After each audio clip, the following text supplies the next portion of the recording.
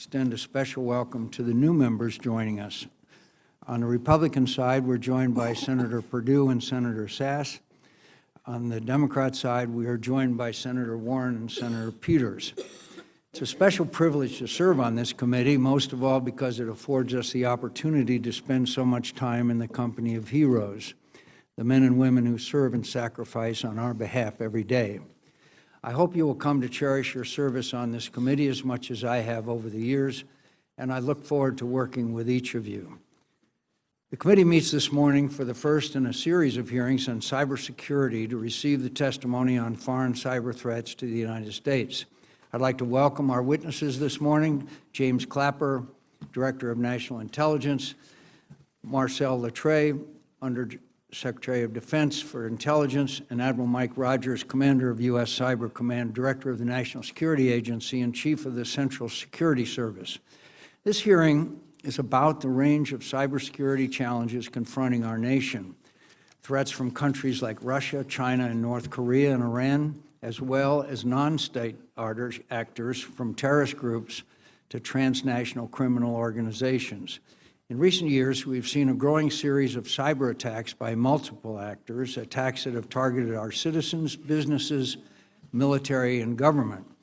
But there's no escaping the fact that this committee meets today for the first time in this new Congress in the aftermath of an unprecedented attack on our democracy. At the President's direction, Director Clapper is leading a comprehensive review of Russian interference in our recent election with the goal of informing the American people as much as possible about what happened. I am confident that Director Clapper will conduct this review with the same integrity and professionalism that has characterized his nearly half a century of government and military service. I'm equally confident in the dedicated members of our Intelligence community. The goal of this review, as I understand it, is not to question the outcome of the presidential election, nor should it be. As both President Obama and President-elect Trump have said, our nation must move forward, but we must do so with full knowledge of the fact. I trust Director Clapper will brief the Congress on his review when it is completed. This is not the time or place to preview its findings. That said, we know a lot already. In October, our intelligence agencies concluded unanimously that, quote, the Russian government directed compromises of emails from U.S. persons and institutions, including from U.S. political organizations. They also assessed that, quote, disclosures of alleged hacked emails were consistent with the methods and motivations of Russian-directed efforts, and that these thefts and disclosures were intended to interfere with the U.S. election process. Since then, our intelligence community has released additional information concerning these Russian activities, including a joint analysis report that provided technical details regarding the tools and infrastructure used by the Russian civilian and military intelligence services to attack the United States. Every American should be alarmed by Russia's attacks on our nation. There is no national security interest more vital to the United States of America than the ability to hold free and fair elections without foreign interference. That's why Congress must set partisanship aside, follow the facts, and work together to devise comprehensive solutions to deter, defend against, and when necessary, respond to foreign cyber attacks. As we do, we must recognize that the recent Russian attacks are one part of a much bigger cyber problem. Russian cyber attacks have targeted the White House, the Joint Staff, the State Department, our critical infrastructure. Chinese cyber attacks have reportedly targeted NSA, the Department of State and Commerce, congressional offices, military labs, the Naval War College, and U.S. businesses, including major defense contractors. Most recently, China compromised over 20 million background investigations at the Office of Personnel Management. Iran has used cyber tools in recent years to attack the U.S. Navy. U.S. partners in the Middle East, major financial institutions, and a dam just 25 miles north of New York City. And of course, North Korea was responsible for the massive cyber attack on Sony Pictures in 2014. What seems clear is that our adversaries have reached a common conclusion that the reward for attacking America in cyberspace outweighs the risk. For years, cyber attacks on our nation have been met with indecision and inaction. Our nation has no policy and thus no strategy for cyber deterrence. This appearance of weakness has been provocative to our adversaries who have attacked us again and again with growing severity. Unless we demonstrate that the costs of attacking the United States outweigh the perceived benefits, these cyber attacks will only grow. This is also true beyond the cyber domain. It should not surprise us that Vladimir Putin would think he could launch increasingly severe cyber attacks against our nation when he had paid little price for invading Ukraine, annexing Crimea, subverting democratic values and institutions across Europe, and of course, helping Bashar Assad slaughter civilians in Syria for more than a year with impunity. The same is true for China, Iran, North Korea, and any other adversary that has recently felt emboldened to challenge the world order. Put simply, we cannot achieve cyber deterrence without restoring the credibility of U.S. deterrence more broadly. To do so, we must first have a policy, which means finally resolving the long list of basic cyber questions that we as a nation have yet to answer. What constitutes an act of war or aggression in cyberspace that would merit a military response, be it by cyber or other means? What is our theory of cyber deterrence, and what is our strategy to implement it? Is our government organized appropriately to handle this threat, or are we so stovepiped that we cannot deal with it effectively? Who is accountable for this problem, and do they have sufficient authorities to deliver results? Are we in the Congress just as stovepiped on cyber as the executive branch, such that our oversight actually reinforces problems rather than helping to resolve them? Do we need to change how we are organized? This committee intends to hold a series of hearings in the months ahead to explore these and other questions, and we look forward to hearing the candid views of our distinguished witnesses today who have thought about and worked on these questions as much as anyone in our nation. Senator Reid. Well, thank you very much, Mr. Chairman. I want to commend you for your leadership in promptly scheduling this hearing on foreign cyber threats. I'd also like to welcome our witnesses, Director Clapper, Undersecretary Lettre, and Admiral Rogers. Thank you, gentlemen, for your service and your dedication. While I understand that our witnesses will be discussing the cyber threats that many countries, including China and India, pose to our nation, I would like to focus for a few minutes on the widely reported instances of Russian hacking and disinformation that raised concerns regarding the election of 2016. In addition to stealing information from the Democratic National Committee and the Clinton campaign and cherry-picking what information it leaked to the media, the Russian government also created and spread fake news and conspiracies across the vast social media landscape. At the very least, the effect of Russia's actions was to erode the faith of the American people in our democratic institutions. These and other cyber tools remain highly active and engaged in misinforming our political dialogue even today. There is still much we do not know, but Russia's involvement in these intrusions does not appear to be in any doubt. Russia's best cyber operators are judged to be as elusive and hard to identify as any in the world. In this case, however, detection and attribution were not so difficult, the implication being that Putin may have wanted us to know what he had done, seeking only a level of plausible deniability to support an official rejection of culpability. These Russian cyber attacks should be judged within the larger context of Russia's rejection of the post-Cold War international order and aggressive actions against its neighbors. Russia's current leaders, and President Putin in particular, perceived the democratic movements in the former Soviet states, the West's general support for human rights, press freedoms, the rule of law, and democracy, as well as NATO and EU enlargement, as a threat to what they believe is Russia's sphere of influence. Putin's Russia makes no secret of the fact that it is determined to aggressively halt and counter what it characterizes as Western encroachment on its vital interests. The invasion of Georgia, the annexation of Crimea, the aggression against Ukraine, featuring sophisticated hybrid warfare techniques, the continuing military buildup despite a declining economy, saber rattling in the Baltics and Baltic Sea, the authoritarian onslaught against the press, NGOs, and what remains of the Russian democratic opposition, the unwavering campaign for national sovereignty over the Internet, and the creation of an iron information curtain like China's Great Firewall and its aggressive interference in Western political processes all are of one piece. Russia's efforts to undermine democracy at home and abroad and destabilize the countries on its border cannot be ignored or traded away in exchange for the appearance of comity. Furthermore, what Russia did to the United States in 2016, it has done, and continues to do in Europe. This challenge to the progress of democratic values since the end of the Cold War must not be tolerated. Despite the indifference of some to this matter, our nation needs to know in detail what the intelligence community has concluded was an assault by senior officials of a foreign government on our electoral process. Our electoral process is the bedrock of our system of government. An effort to manipulate it, especially by a regime with values and interests so antithetical to our own, is a challenge to the nation's security which must be met with bipartisan and universal condemnation, consequences, and correction.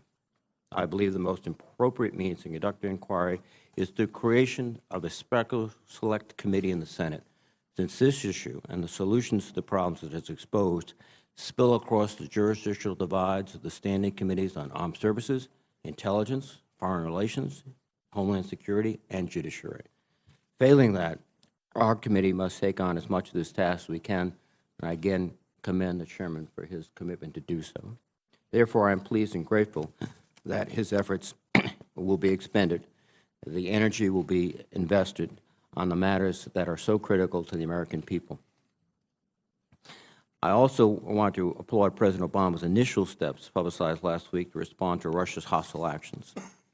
General Clapper, Undersecretary Lettre, Admiral Rogers, we appreciate your urgent efforts to discover what happened and why, and to make these facts known to the President-elect, Congress, and the American people.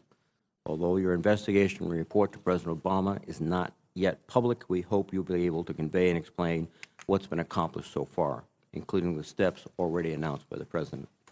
In addition, I am sure we will have many questions about how we are organized in the cyber domain and what changes you have recommended going forward, subjects that President Obama referenced in his signing statement of the National Defense Authorization Act for fiscal year 2017. These are difficult issues, but they are of vital importance to our nation, our security, and our democracy. Mr. Chairman, I look forward to working with you in a bipartisan manner to conduct a thorough and thoughtful inquiry and to do more to address the cyber threats our nation faces more broadly by state and non-state actors. Thank you very much. Welcome the witnesses, and Ms. Secretary, we'll begin with you for any opening statements or comments you might have. Thank you, Chairman, Ranking Member Reed, members of the committee. I appreciate the opportunity to be here today. I will shortly turn the microphone over to Director Clapper for some comments, followed by Admiral Rogers. As this is my last appearance before this committee, before stepping down from 8 years of Pentagon service in a few weeks, I'm sure I'm sure you'll regret not having that opportunity again. It will be nice to be skiing a little bit in February, that's for sure. But having said that, since I am just a few weeks from stepping down, I do want to thank this committee for its partnership.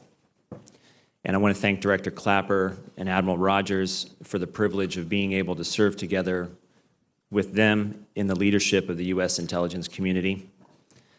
And to the men and women of the U.S. intelligence community, civilian and military, thousands of whom are deployed today around the world, advancing U.S. interests and protecting America.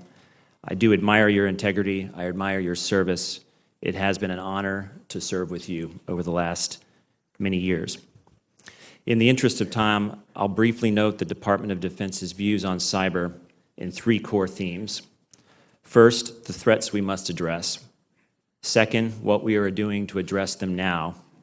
And third, the difficult but urgent work we know still lies ahead. First, the threats.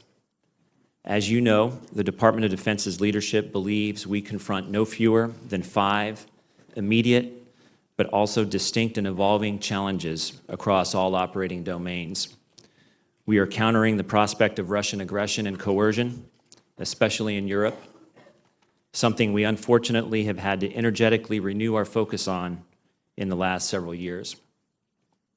We are also managing historic change in perhaps the most consequential region for America's future, the Asia Pacific, and watching for risks associated with China's destabilizing actions in the region. We are checking Iranian aggression and malign influence across the Middle East. We are strengthening our deterrent and defense forces in the face of North Korea's continued nuclear and missile provocations. And we are countering terrorism with the aim of accelerating the lasting defeat of ISIL and al-Qaeda. These are what many in the Department of Defense have termed the 4+1, 4 state-based challenges and an ongoing condition of battling terrorism. As our joint written statement for the record has detailed, each of these security challenges, China, Russia, Iran, North Korea, and global terrorist groups such as ISIL, presents a significant cyber threat dimension to the U.S. military. Cyber is an operating domain that is real, complex, dynamic, contested, and must be addressed. Second, what we are doing about it.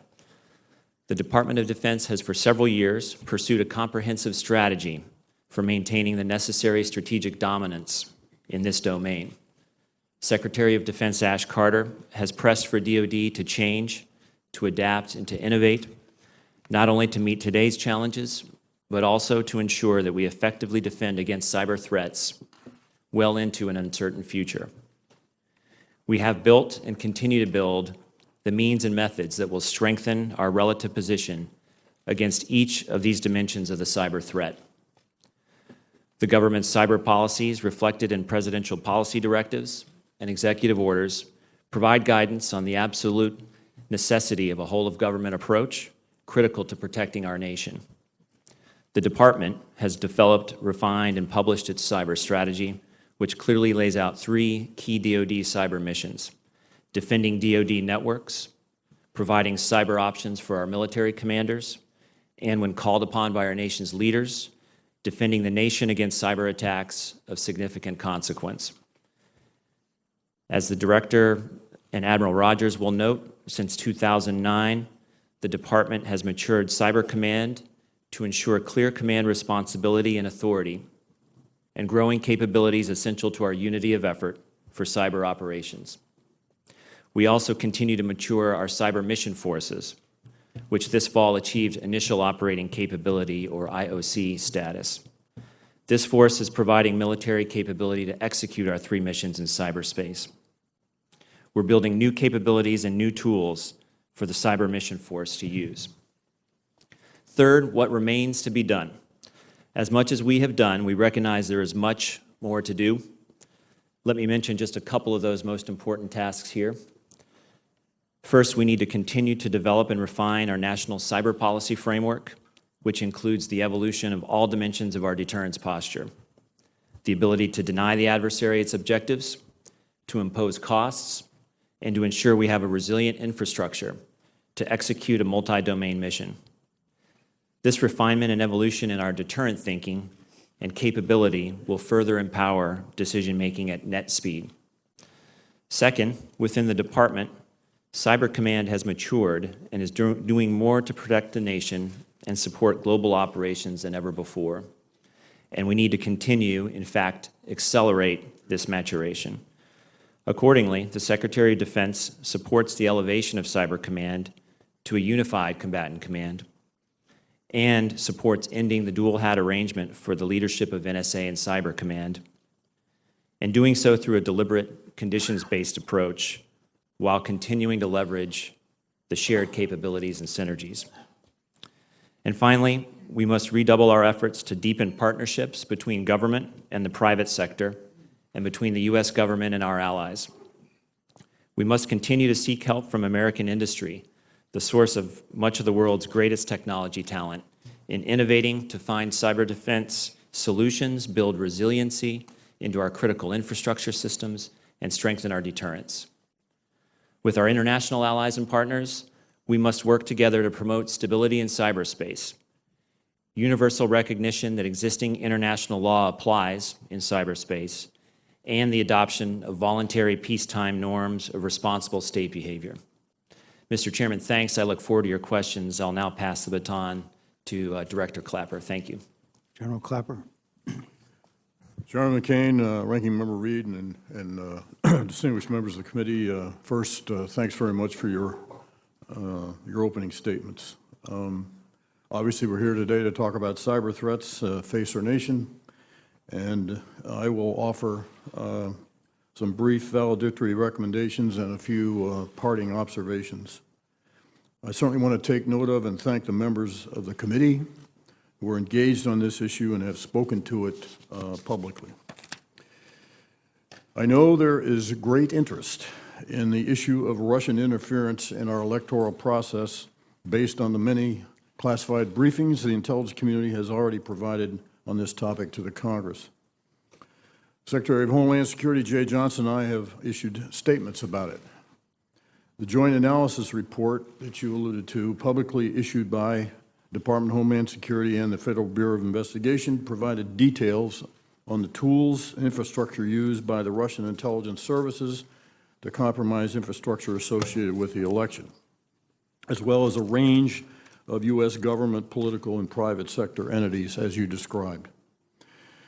As you also noted, the President tasked the intelligence community to prepare a comprehensive report on Russian interference in our election.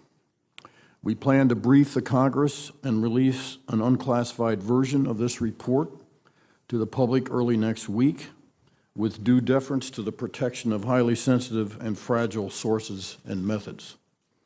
But until then, we're really not prepared to discuss this beyond standing by our earlier statements. We are prepared to talk about other aspects of the Russian cyber threat. We also see cyber threats challenging public trust and confidence in information, services, and institutions. Russia has clearly assumed an even more aggressive cyber posture by increasing cyber espionage operations, leaking data stolen from these operations, and targeting critical infrastructure systems. China continues to succeed in conducting cyber espionage against the U.S. government, our allies, and U.S. companies. Intelligence community and security experts, however, have observed some reduction in cyber activity from China against U.S. companies since the bilateral September 2015 commitment to refrain from espionage for commercial gain. Iran and North Korea continue to improve their capabilities to launch disruptive or destructive cyber attacks to support their political objectives. Non-state actors, notably terrorist groups, most especially including ISIL, also continue to use the internet to organize, recruit, spread propaganda, raise funds, collect intelligence, inspire action by disciples, and coordinate operations. So in this regard, I want to foot stomp a few points that I've made here before. Rapidly advancing commercial encryption capabilities have had profound effects on our ability to detect terrorists and their activities. We need to strengthen the partnership between government and industry and find the right balance to enable the intelligence community and law enforcement both to operate as well as to continue to respect the rights to privacy. Cyber operations can also be a means to change, manipulate, or falsify electronic data or information to compromise its integrity.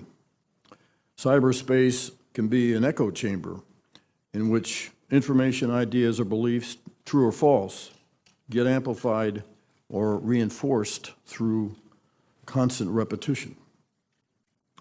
All these types of cyber operations have the power to chip away at public trust and confidence in our information, services, and institutions. By way of some observations and recommendations, both the government and the private sector have done a lot to improve cybersecurity, and our collective security is better, but it's still not good enough. Our federal partners are stepping up their efforts with the private sector, but sharing of what they have remains uneven.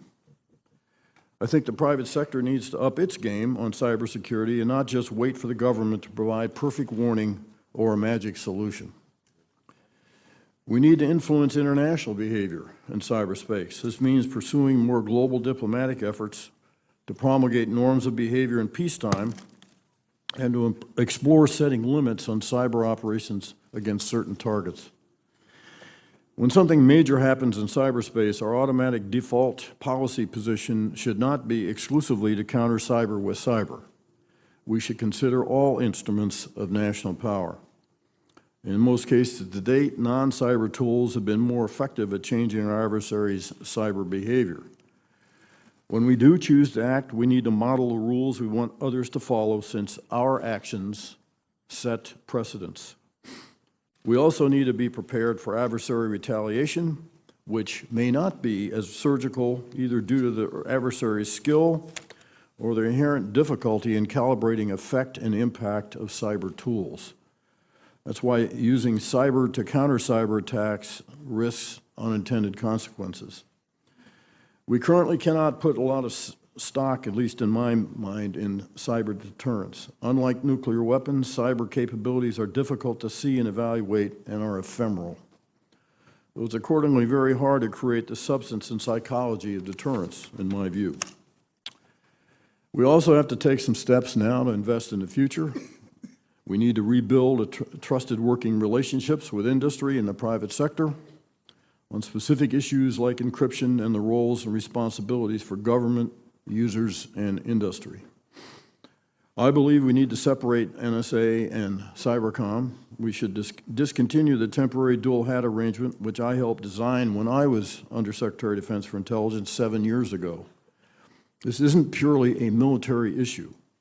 I don't believe it is in NSA's or the IC's long-term best interest to continue the dual hat setup. Third, we must hire, train, and retain enough cyber talent and appropriately fuse cyber as a whole of IC workforce. Clearly, cyber will be a challenge for the U.S., the intelligence community, and our national security for the foreseeable future, and we need to be prepared for that. Adversaries are pushing the envelope, since this is a tool that doesn't cost much and sometimes is hard to attribute. I certainly appreciate, as we all do, the committee's interest in this difficult and important challenge. I'll wrap up by saying, after 53 years in the intelligence business in one capacity or another, happily, I've just got 15 days left. I'll miss being involved in the intelligence mission, and I'll most certainly miss the talented and dedicated patriots who are in the United States intelligence community. I'm very proud of the community of professionals I've represented here for the last 6.5 years, who don't get much public recognition and who like it that way. They've always supported me, and I'm confident they will do no less for my successor, whoever that turns out to be. So with that, let me stop and pass to Admiral Rogers. Thank you, General. Admiral Rogers.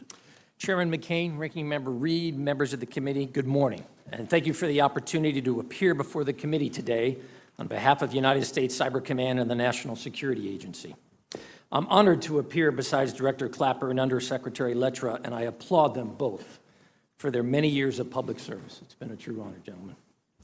When we last met in September, I discussed the changing cyber threat environment, and today I look forward to further discussing this complex issue.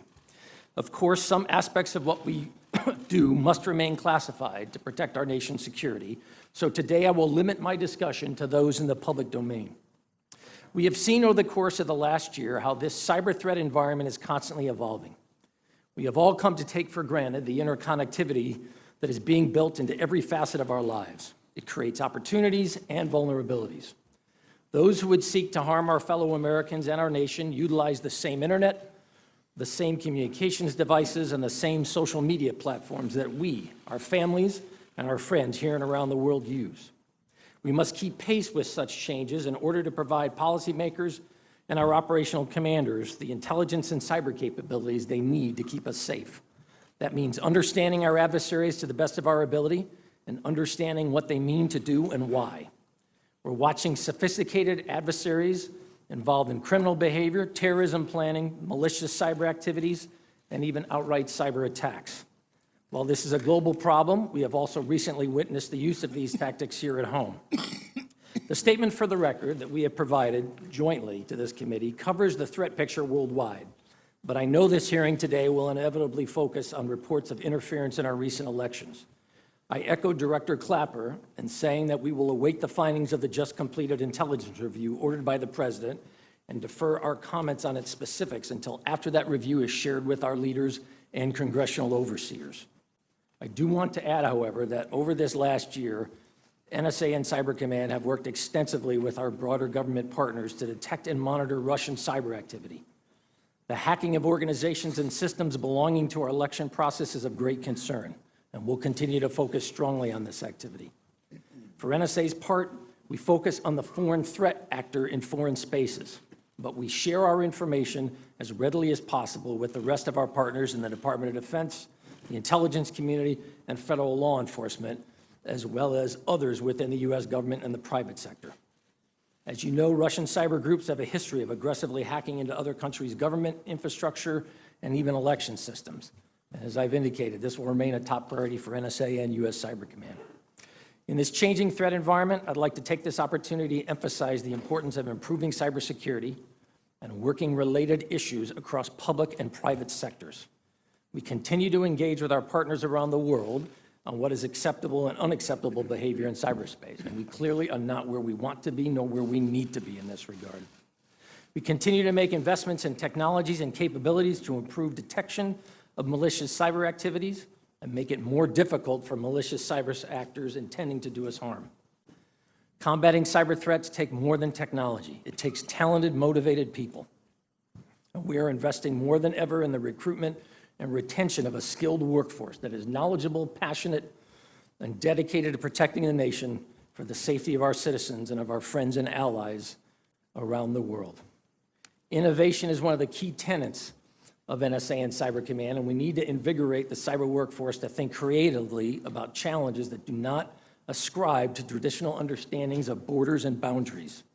This remains a key driver and a key challenge as we look to the future.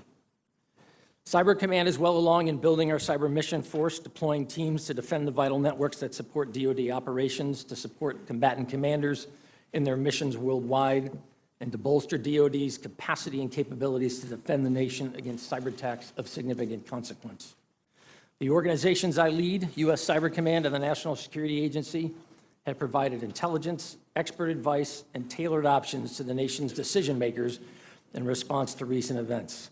Much of their activity can only be discussed in classified channels, but I must say I'm proud of what both organizations have accomplished and will accomplish, even as we acknowledge we have to do more. I look forward to your questions, and finally, on one personal note, I apologize to all of you. I have an ongoing back issue, and if I have to stand up in the course of this time period, please don't take that as a sign of disrespect in any way. I guess I'm just getting older. That's all I have for you, sir. I know how you feel.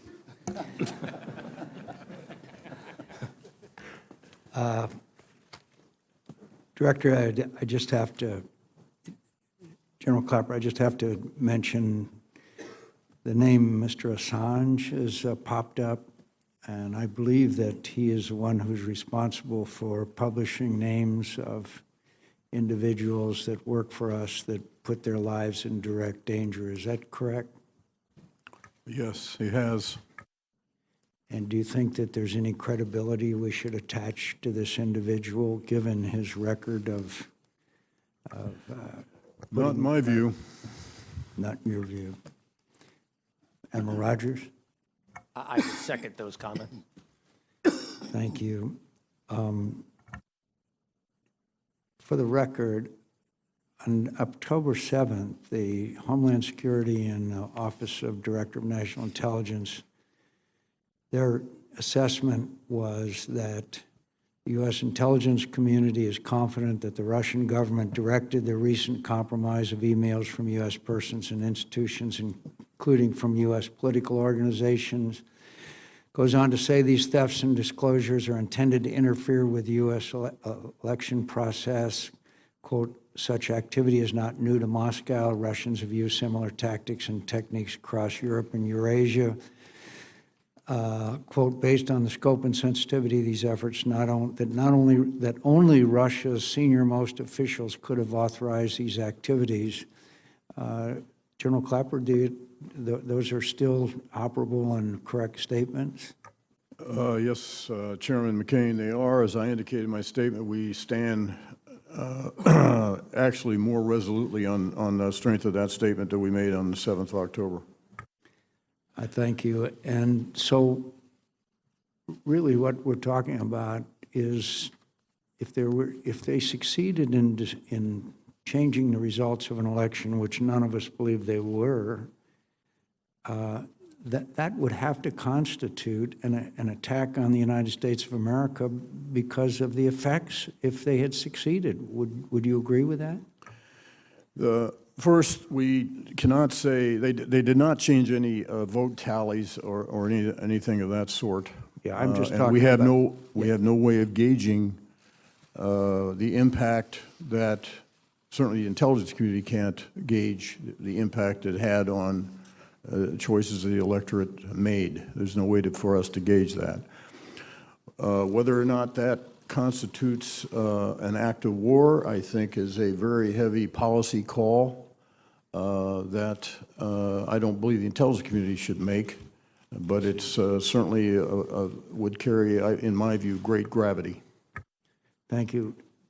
Admiral Rogers, have you seen this problem in your position getting worse or better? In other words, it's my information that their techniques have improved, their capabilities improved, the degree of success has improved. Is that your assessment? So I have publicly said before that the Russians are a peer competitor in cyber. If you look broadly beyond the Russians to cyber writ large, the level of capability of nation states and actors around the world continues to increase. I can't think of a single significant actor out there who is either decreasing their level of investment, getting worse in their tradecraft or capability, or in any way backing away from significant investments in cyber. And with all due respect to you, Mr. Secretary, I have not seen a policy.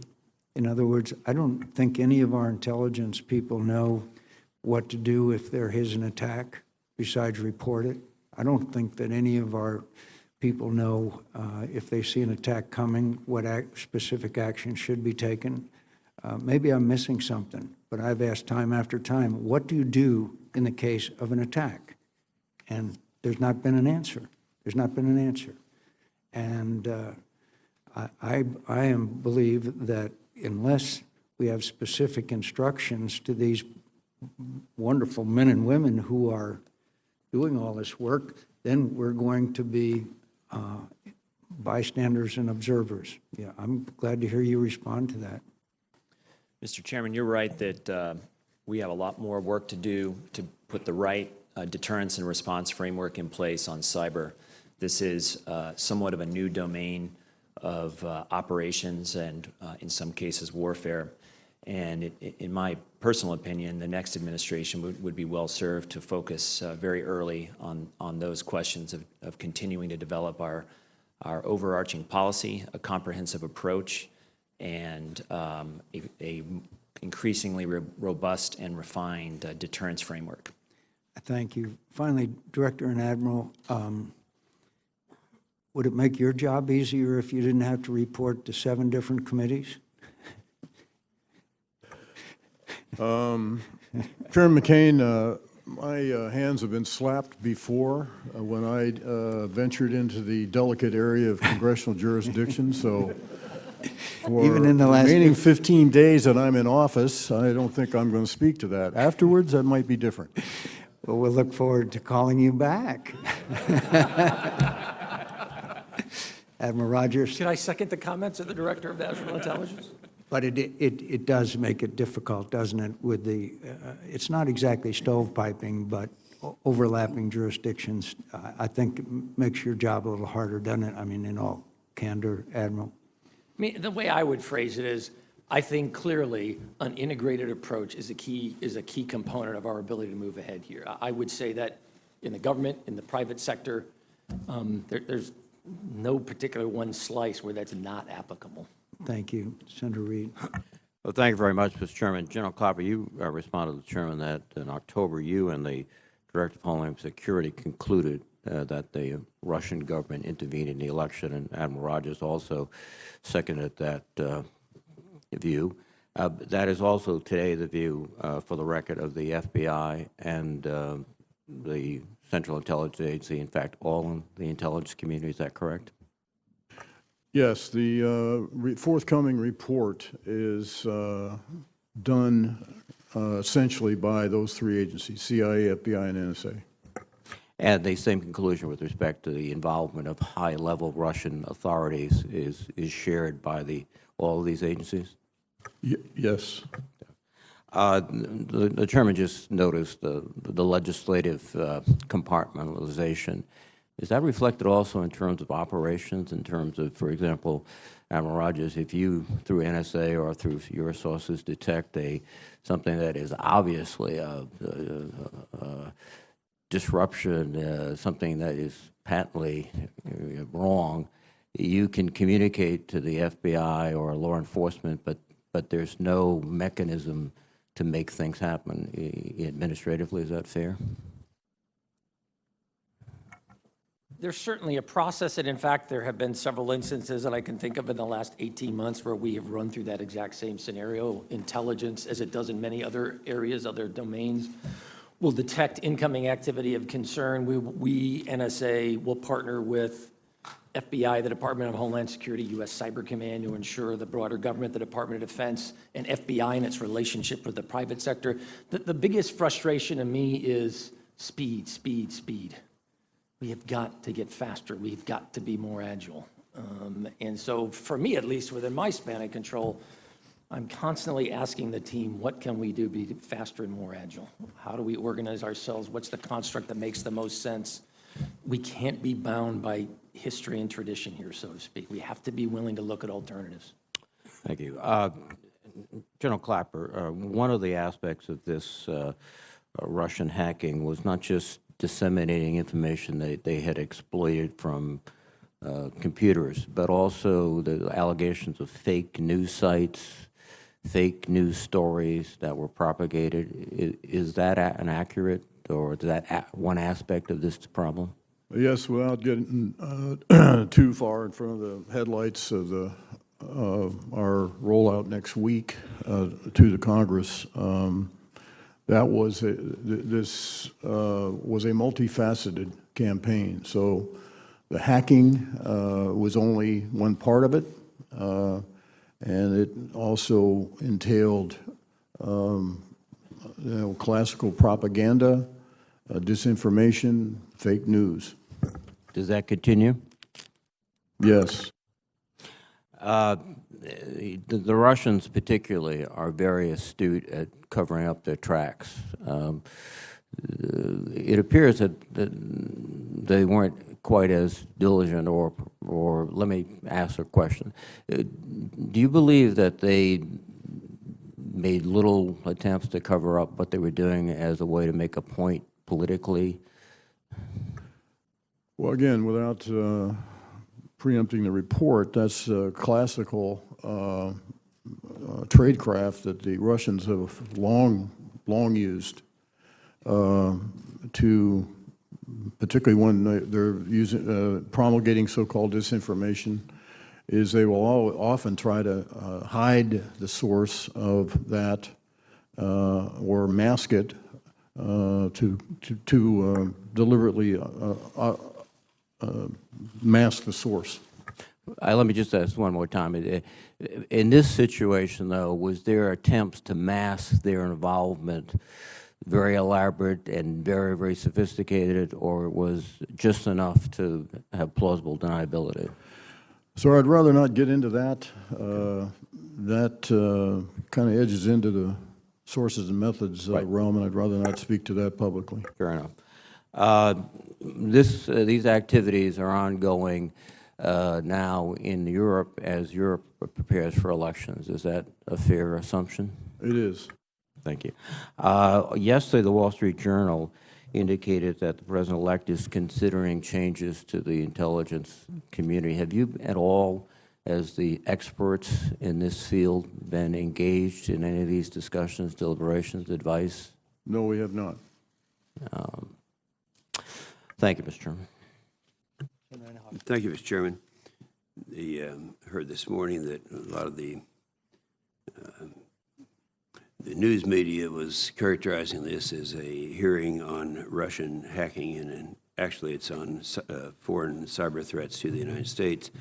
I'd like to cover a couple of the other ones. First of all, I received something this morning, Director Clapper, that I was very glad to read. I've often said that the threats we're facing today are greater. I look wistfully back at the days of the Cold War.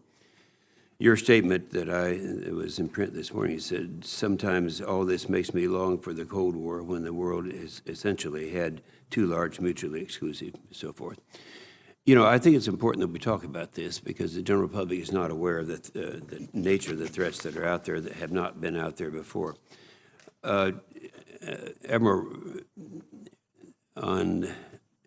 Director Clapper, we've had a lot of and most damaging cyber attacks perpetrated against the American people. When the chairman gave his opening statement, he singled out 3 or 4 of them. One of them was the OPM incident. That was 2014 and 15. Office of Personnel Management. It was a breach and theft of personal information, birth dates, home addresses, Social Security numbers of over 22 million individuals. I'd like to ask you what action was taken after that and what kind of effect that might have had on the behavior of the Chinese. Well, the major action we took, of course, was remediation in terms of advising people of what the potential risks were. And of course, there was a lot of work done. NSA was deeply involved in this in enhancing or improving the cybersecurity posture of OPM, and Admiral Rogers might speak to that. I would say that this was espionage. It was not an attack per se, and of course, I always a bit reticent about, people who live in glass houses shouldn't throw publicly too many rocks. So there is, I think, a difference between, an act of espionage, which we conduct as well, and other nations do, versus an attack. And Mike, you want to comment? Just as a broader point, I think the OPM issue highlights that massive data concentrations increasingly have value all of their own. What do I mean by that? I can remember 10 years ago, earlier in my time in cyber, thinking to myself, large databases like OPM are so large, the ability of an intruder, an external actor to actually access, fully extract, and bore their way through millions upon millions of records would be difficult. But with the power of big data analytics, large data concentrations now become increasingly attractive targets because the ability to mine that data for insights, which is what we think drove this action in the first place, becomes more and more easily done. Okay, I appreciate that very much. In your joint statement, and by the way, I like the idea of joint statements. It makes our questioning a lot easier. You talk about you end up stating through one of your paragraphs, in short, cyber threat cannot be eliminated. Rather, cyber threat must be managed. And it's interesting that in the Edison Electric Institute, it's a publication, I think it just came in this morning, they say exactly the same thing. This seems to be one of the rare cases where we have government and industry working together. Their statement was the electric power industry recognizes that it cannot protect all assets from all threats and instead must manage risk. Now, they go on to describe the working together with government, and they say the industry's security strategies constantly evolve and are closely coordinated with the federal government through a partnership called the Electricity Subsector Coordinating Council, the ESCC. Is that something you could comment? Is that are we looking at getting some success out of that? I think it's emblematic of a lot of work that the intelligence community has done, the Department of Homeland Security, in engaging with each of the, I think, 16 key infrastructure sectors in this country. And providing, what we have embarked on is providing them tailored to each one of those sectors intelligence estimates of what the threats and vulnerabilities are, in order to help them take measures to enhance their cybersecurity. I think the major point here is that if there is any connection whatsoever with the internet, there is an inherent security vulnerability, and we have to manage that, the risk that is generated accordingly with full knowledge of that fact. If there's an internet connection, there's always going to be a vulnerability. Mike? I would echo that. I think part of our challenge is our defensive strategy must be two-pronged. We have to spend time making it difficult for people to gain access, but we must acknowledge that despite our best efforts, there is a probability that they are still going to get in. So what do? As a guy who defends networks on the Cyber Command side, I would tell you it is a whole different thought process, methodology, prioritization, and risk approach in dealing with someone who's already in your network versus trying to keep them out in the first place. And we have to be able to do both. I appreciate that. My time has expired. I have one last question, just for the record. You can not answer it at this time, but a year ago, is a year and 2 months ago, I think it was, Admiral Rogers, you made a statement before this committee that we, quote, we have peer competitors in cyberspace, and some of them have already hinted that they hold the power to cripple our infrastructure and set back our standard of living if they choose. I'd like, for the record, if you could just kind of outline which of our peer competitors might be the closest to choosing to use their power. As I have publicly said before, the Russians are the peer competitor to us, but I look at other nations. You look at China, for example, and the level of capability and investment they're making. I'm watching their abilities rise significantly. Iran, North Korea, currently at a moderate level, but clearly the level of investment, the capability we're seeing, and their willingness to employ cyber in some very aggressive ways that would be way beyond our normal risk calculus is of concern. I think it is the general assumption that you all have said that our systems can be invaded that has the American people, we as policymakers concerned, but the average American concerned that there is no privacy anymore. General, do you think in the report next week that you all will ascribe a motivation to Putin for the election attempt?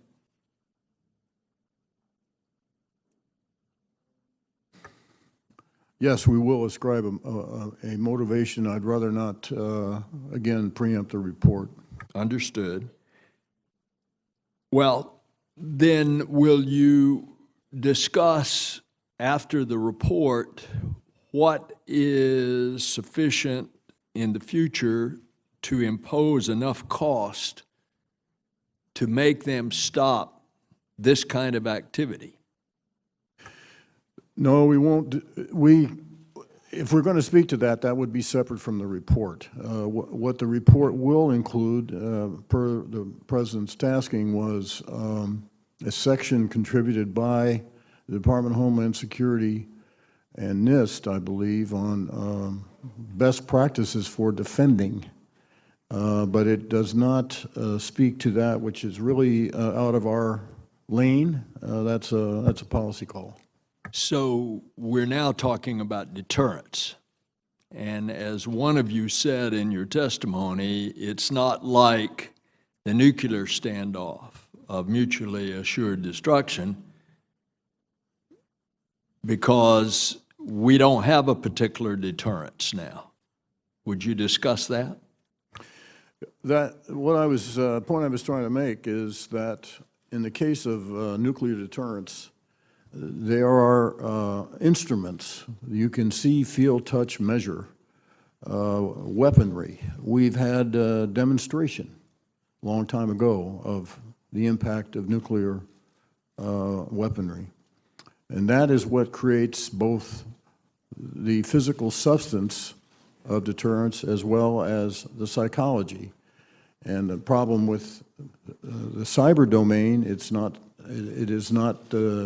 doesn't have those physical dimensions that you can measure, see, feel, and touch as we do with nuclear deterrence. So let me give you an example.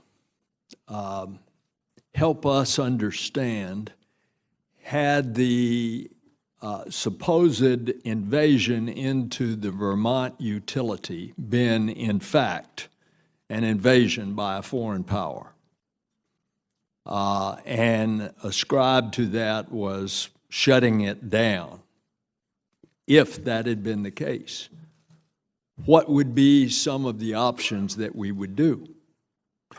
Well, again, this would be, as I understand it, by the way, is it was not, but had it been from, say, malware planted by a foreign power, I think that's something would be very situational dependent as to what to do about it. As I indicated in my remarks, perhaps a cyber reaction to a cyber act may not be the best course of action. Some other form of national power, sanctions, is what we have traditionally used.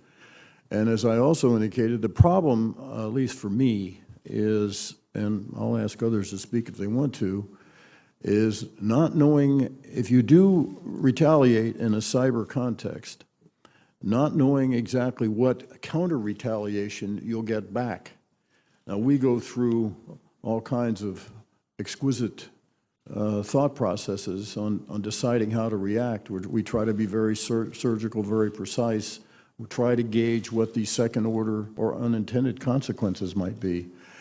I don't think others are similarly disposed to consider such precision and such exactness when they respond. So there's always that issue of counter-retaliation, ergo my brief mention that it's, in my view, best to consider all instruments of national power. And I think that's what's concerning us.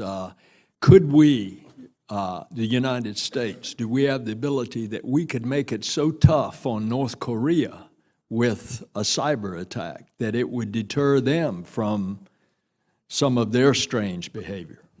Not necessarily via a direct cyber reaction, given the difficulty of gaining access to their cyber networks.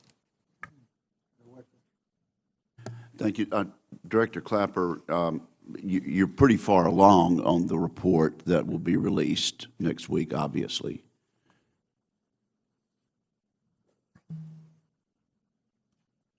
How far along are you, and what do you lack, and how will this be released? Will it be in a classified format? Will you be willing to testify in an open hearing like this, or will we need to go down to the SCIF to hear this? What's planned is a series of briefings in the Congress. I think I have 4 more hearings to do. First with our oversight committees, which will be closed hearings, I believe, and then there'll be and when will that be? All House, all Senate hearings, I believe, next week, as we roll out a version of the report early in so the those week will to be followed by classified? an unclassified version. I see. So the public will not hear sources and methods, but you think it'll be fairly convincing without going beyond what? I assure you that I intend to push the envelope as much as I can on, particularly on the unclassified version, because I think the public should know as much about this as possible. This is why I felt very strongly about the statement we made in October. And so we'll be as forthcoming as we can, but there are some sensitive and fragile sources and methods here, which is one reason why we're reticent to talk about it in this setting. Right, and you've said that, and I expect you'll be challenged with some very talented questioners up and down the dais here today on that. And I would have to support what Senator Nelson has said. As regrettable and reprehensible as the hacking of political parties is, I do think Senator Nelson has touched on really a the larger issue, which really is the subject matter of this hearing, and that is what the real threats are. And it concerns me that that we really don't know what the deterrence ought to be. And I wonder at what level are conversations taking place within the administration or within the intelligence community about what is appropriate in terms of a response. You mentioned cyber, countering cyber with cyber is not necessarily the number one solution. Secretary Lettre mentioned that we should impose costs, and perhaps after you answer, I can ask him to expound on that also. Well, we have had many discussions in the White House Situation Room at Deputies Committee, Principals Committee, and NSC meetings about what to do when we have these attacks. I think the Sony attack by the North Koreans is a case in point. And there you get into the complexities of, if you launch a counter cyber attack, and you're, I have to be careful here, but you have to use some other nation's infrastructure in order to mount that attack. And well, that gets into, as I've learned, the complex legal issues involving international law. And so the judgment was to impose some other costs other than a direct cyber retaliation. Did you recommend the President's sanctions? Were his actions in response to the Russian hacking part of your recommendation, or did that come from someone else? Well, that was, well, without going into internal decision-making, I think that was, you know, was a consensus interagency view. Secretary Lettre, what about imposing cost? What did you mean by that?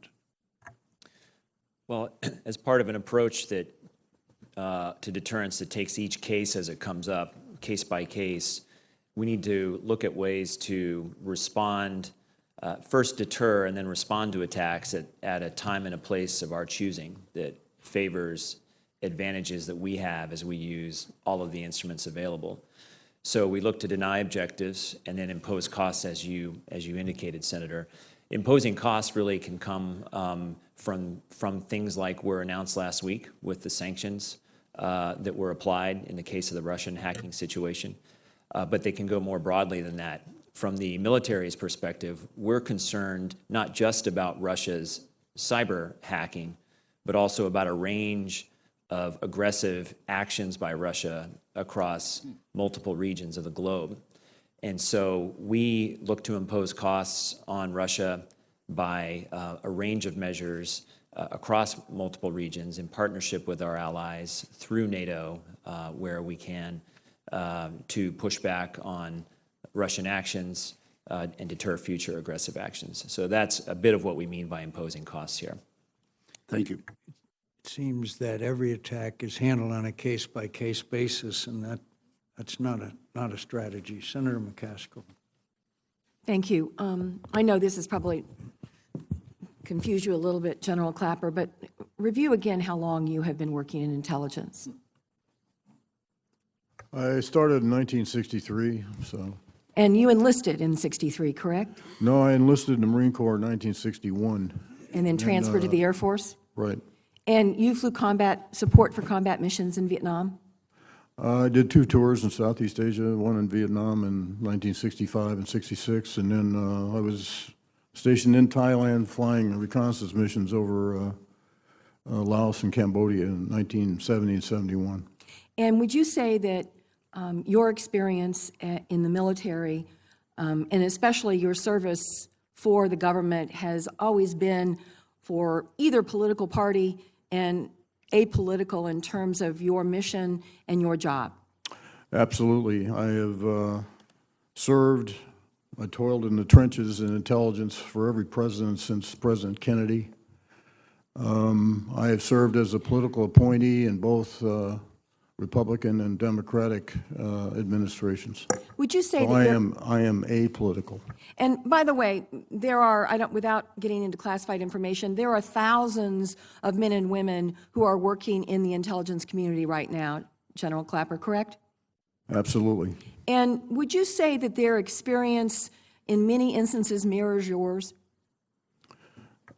In terms of military experience, many of them being either active military or retired military? Yes, a large part of the intelligence community workforce are military. And of course, there are many former military, either those who completed full careers or those who served enlistments or briefly and then came to the intelligence community as civilians.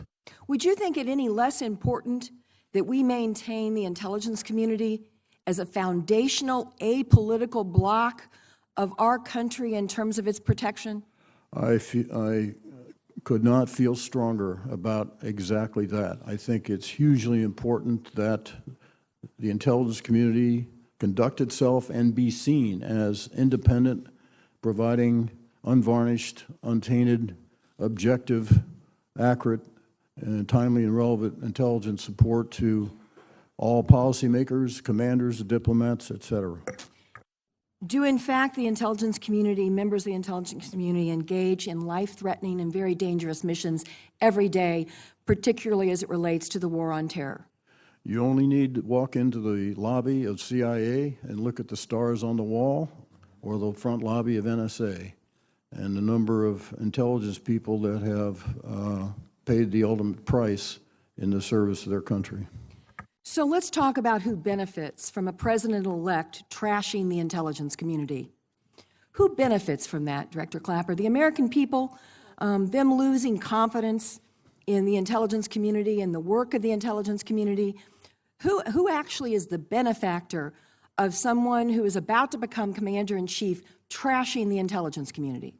I think there is an important distinction here between healthy skepticism, which policymakers, to include policymaker number one, should always have for intelligence, but I think there's a difference between skepticism and disparagement. And I assume that the biggest benefactors of the American people having less confidence in the intelligence community are, in fact, the actors you have named today: Iran, North Korea, China, Russia, and ISIS. The intelligence community is not perfect. We are an organization of human beings, and we're prone sometimes to make errors. I don't think the intelligence community gets the credit it's due for what it does day in and day out to keep this nation safe and secure, and the number of plots, just one example, terrorist plots that have been thwarted, both those focused on this country and other countries. I want to thank the chairman, and I want to thank Senator Graham and others. There have been others, I can count on maybe a little bit more than one hand, who have stood up in a non-political way to defend the intelligence community over the last few weeks. The notion that the soon elected leader of this country would put Julian Assange on a pedestal compared to the men and women of the intelligence community and the military that is so deeply embedded in the intelligence community, I think it should bring about a hue and cry, no matter whether you're a Republican or a Democrat. There should be howls. And mark my word, if the roles were reversed, there would be howls from the Republican side of the aisle. Thank you, Mr. Chairman. Thank you for that nonpartisan comment. Director Clapper, how would you describe Mr. Assange? How would I describe? Mr. Assange. Well, he's holed up in the Ecuadorian embassy in London because he's under indictment, I believe, by the Swedish government for a sexual crime. He has, in the interests of ostensibly openness and transparency, exposed in his prior exposures, put people at risk by his doing that. So I don't think those of us in the intelligence community have a whole lot of respect for him. Admiral? I would echo those comments. Thank you. Senator Fisher.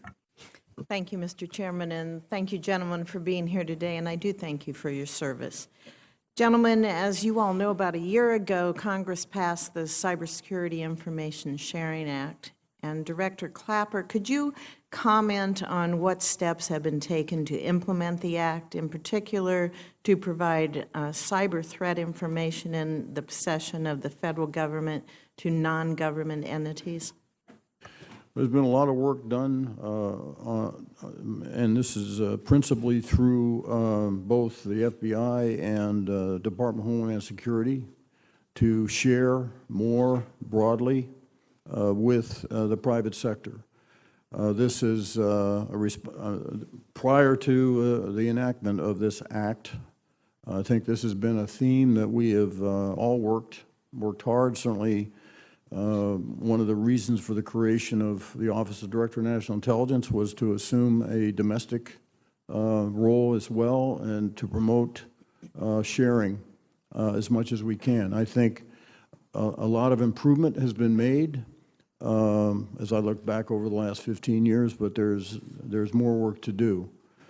So we have done a lot of work with, for example, fusion centers, the 76 or so fusion centers that exist throughout the country, to convey more information to them. I have a network of 12 domestic D&I reps, Director of National Intelligence Representatives, which are FBI special agents in charge, and we work through them, those instrumentalities on a regional basis to convey more information, particularly on cyber threats, to state, local officials as well as the private sector. Thank you, sir. And Admiral Rogers, what is your assessment of the current state of information sharing between the government and private sector, especially regarding cybersecurity threats? And more importantly, what is the appropriate level of expectation to have with respect to that information sharing? So in some ways, I'd characterize it as uneven. Some sector relationships, as you heard General Clapper talk about the 16 sectors within the critical infrastructure of our nation. Some sectors, the relationship's very mature. Information tends to flow very regularly. Other sectors, it's not quite as mature. I think the positive side is with the legislation, we've now developed a framework for how we do it. I still am concerned on the government side. I don't only speak for NSA and Cyber Command. On the government side, I'm not entirely comfortable that the products that I am generating are optimized to achieve outcomes for our, private counterparts. I'm always trying to remind our team, our success needs to be defined by the customer, not what we think is the right format or the right things to share. Do you think there's any additional legislation that's going to be required that, I guess I'm asking, what do you need? Do you think there's proper authorities that are currently in place, or do we need new legislation, or do you guys just need to improve on your execution of it? Probably all the above, to be very honest.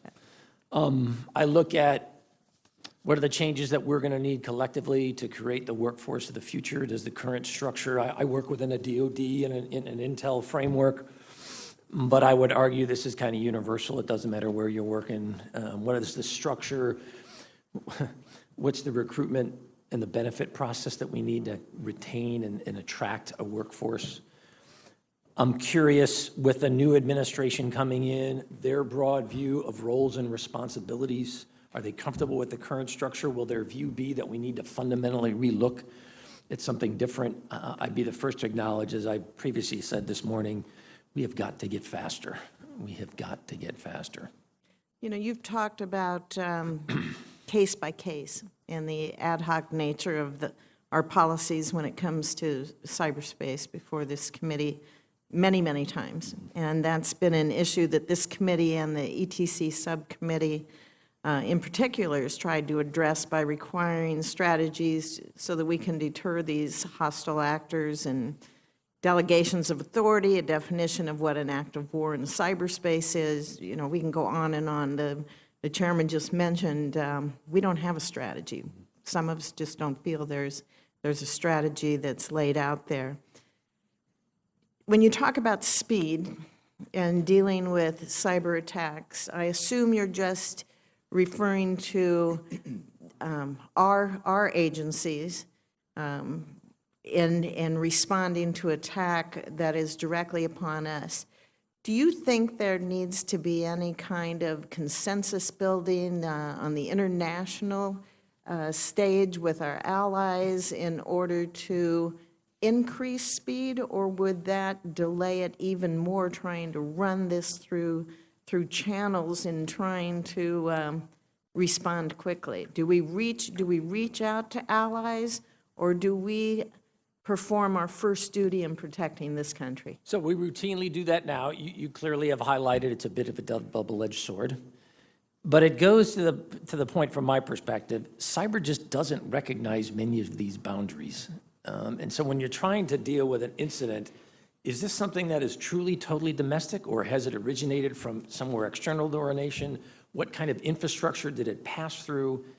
There's a whole lot of complexity to this. So I apologize. It's not a simple binary choice there, even as I acknowledge there are trade-offs. Okay, thank you. Thank you, Mr. Chair.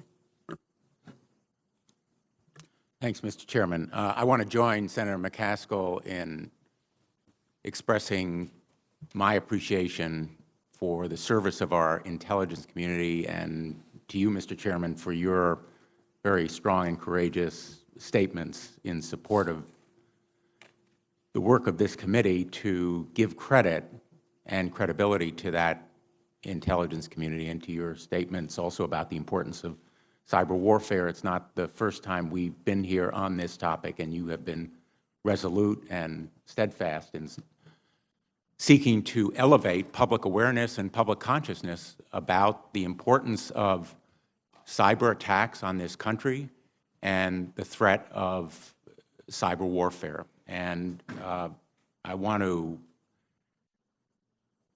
explore a little bit why these very demeaning and dismissive comments about our intelligence community are so dangerous to our nation.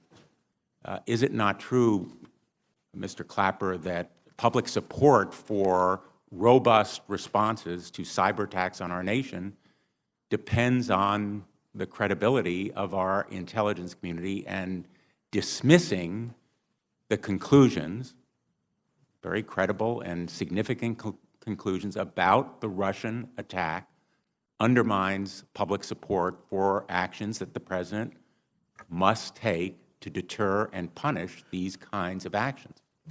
I do think that public trust and confidence in the intelligence community is crucial.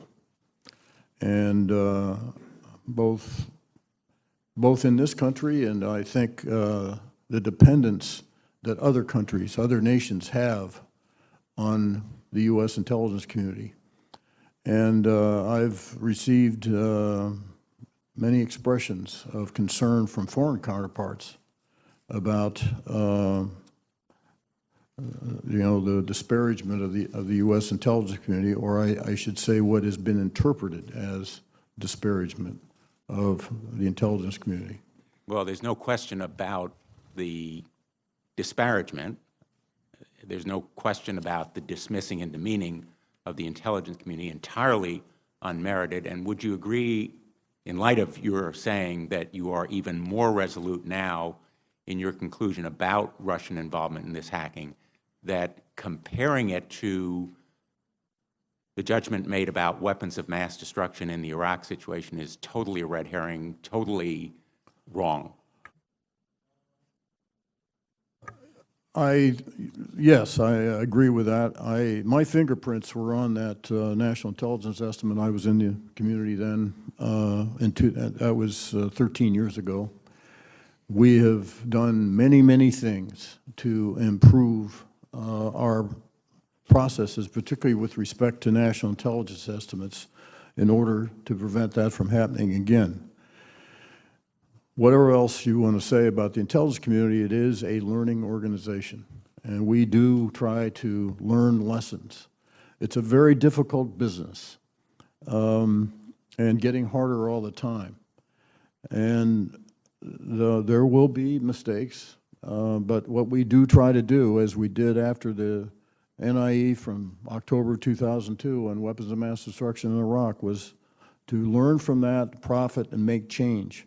And our posture with respect, particularly with respect to a very important document, the apex of our product line, National Intelligence Estimates, it's a difference of night and day. I appreciate the extraordinary humility of that statement, especially in light of the excellence and expertise that your organization and you personally have brought to this very, very difficult endeavor to provide, and I'm quoting you, I think, unvarnished, untainted, timely, accurate information to the most critical national security decisions that this nation makes. And I want to express my appreciation for it and say that I think some of the disparagement has been a terrible disservice to our nation and to the very brave and courageous men and women who put their lives at risk so that this nation can be better informed in using our military and other force. So I hope that we will see a change, and also join the chairman in saying that we need better policies on what constitutes a cyber attack on this nation, and provide a more robust response, for example, against the Russians, not necessarily in cyber, but to impose stronger sanctions on their oil exports, on their use of foreign exchange. The response to cyber attacks need not be one in the cyber domain, and in fact might be even more effective if it hits their economy and their pocketbook and their livelihoods. So, Mr. Undersecretary, I appreciate your comments in that regard. I don't know whether you want to comment in response to what I've said.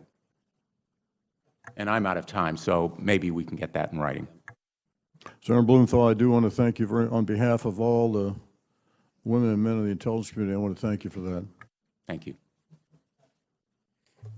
Thank you all for appearing before us, and Mr. Secretary, Director Clapper, since this is your final appearance, I know you hope, thank you very much for your many years of service, Director Clapper, particularly you. I'll add my voice to Senators Blumenthal and McCaskill in my admiration for the men and women in our intelligence agencies. I've had a chance as a member of the Intelligence Committee to meet them here at hearings and at their headquarters and around the world, and they don't get the credit they often deserve. The troops that we help provide for in this committee usually do because they wear uniforms and they're known in public, but intelligence officers don't wear uniforms and they're frequently undercover. So I want to express my admiration and deepest respect and gratitude for what they do. We've heard a lot of imprecise language here today, and it's been in the media as well. Phrases like hacked the election, undermined democracy, intervened in election. So I want to be more precise here. Director Clapper, let's go to the October 7th statement. That says, quote, the recent compromises of emails from U.S. persons and institutions, including from U.S. political organizations, was directed by the Russian government. Are we talking there specifically about the hack of the DNC and the hack of John Podesta's emails? Yes. Are we talking about anything else? Well, that was essentially at the time what we were talking about. At the time, then, it says that the recent disclosures through websites like DC Leaks and WikiLeaks are consistent with the methods and motivations of Russian-directed efforts. DNC emails were leaked at first, I believe, in July. Is that what the statement is talking about there? I believe so. Mr. Podesta's emails, I believe, were not leaked until that very day on October 7th. So was the statement referring to that yet, or was that not intended to be included? I'd have to research the exact chronology of when John Podesta's emails were compromised. But I think, though, that that bears on my statement that our assessment now is even more resolute than it was with that statement on the 7th of October. Thank you. Admiral Rogers, in November at the Wall Street Journal Forum, you stated, quote, "This was a conscious effort by a nation-state to attempt to achieve a specific effect," end quote. By that, did you also refer to the hack of the DNC, the hack of John Podesta's email, and the leaks of those emails? Yes. Did you refer to anything else besides those two things? Boy, to be honest, I don't remember the specifics of that one particular 30-minute engagement, but clearly, as I said, what you outlined was part of my thought process. Okay, and then further on in that statement, Director Clapper, the intelligence community says, quote, "It would be extremely difficult for someone, including a nation-state actor, to alter actual ballot counts or election results by cyber attack or intrusion," end quote. And you stated that earlier today as well, that we have no evidence that vote tallies were altered or manipulated in any way. That's correct. Okay, so that's what happened. Let's discuss why. Director Clapper, in response to Senator Nelson, you stated that the report soon to be released will discuss the motive. Would you care to give any kind of preview today? I'd rather not. I didn't think There so. are actually more than one motive, so that'll be described in the report. In your 53 years of intelligence, is ascertaining the motives, plans, and intentions of foreign leaders among the hardest tasks that we ask our intelligence services to perform? It always has been. There's a widespread assumption, this has been expressed by Secretary Clinton herself since the election, that Vladimir Putin favored Donald Trump in this election.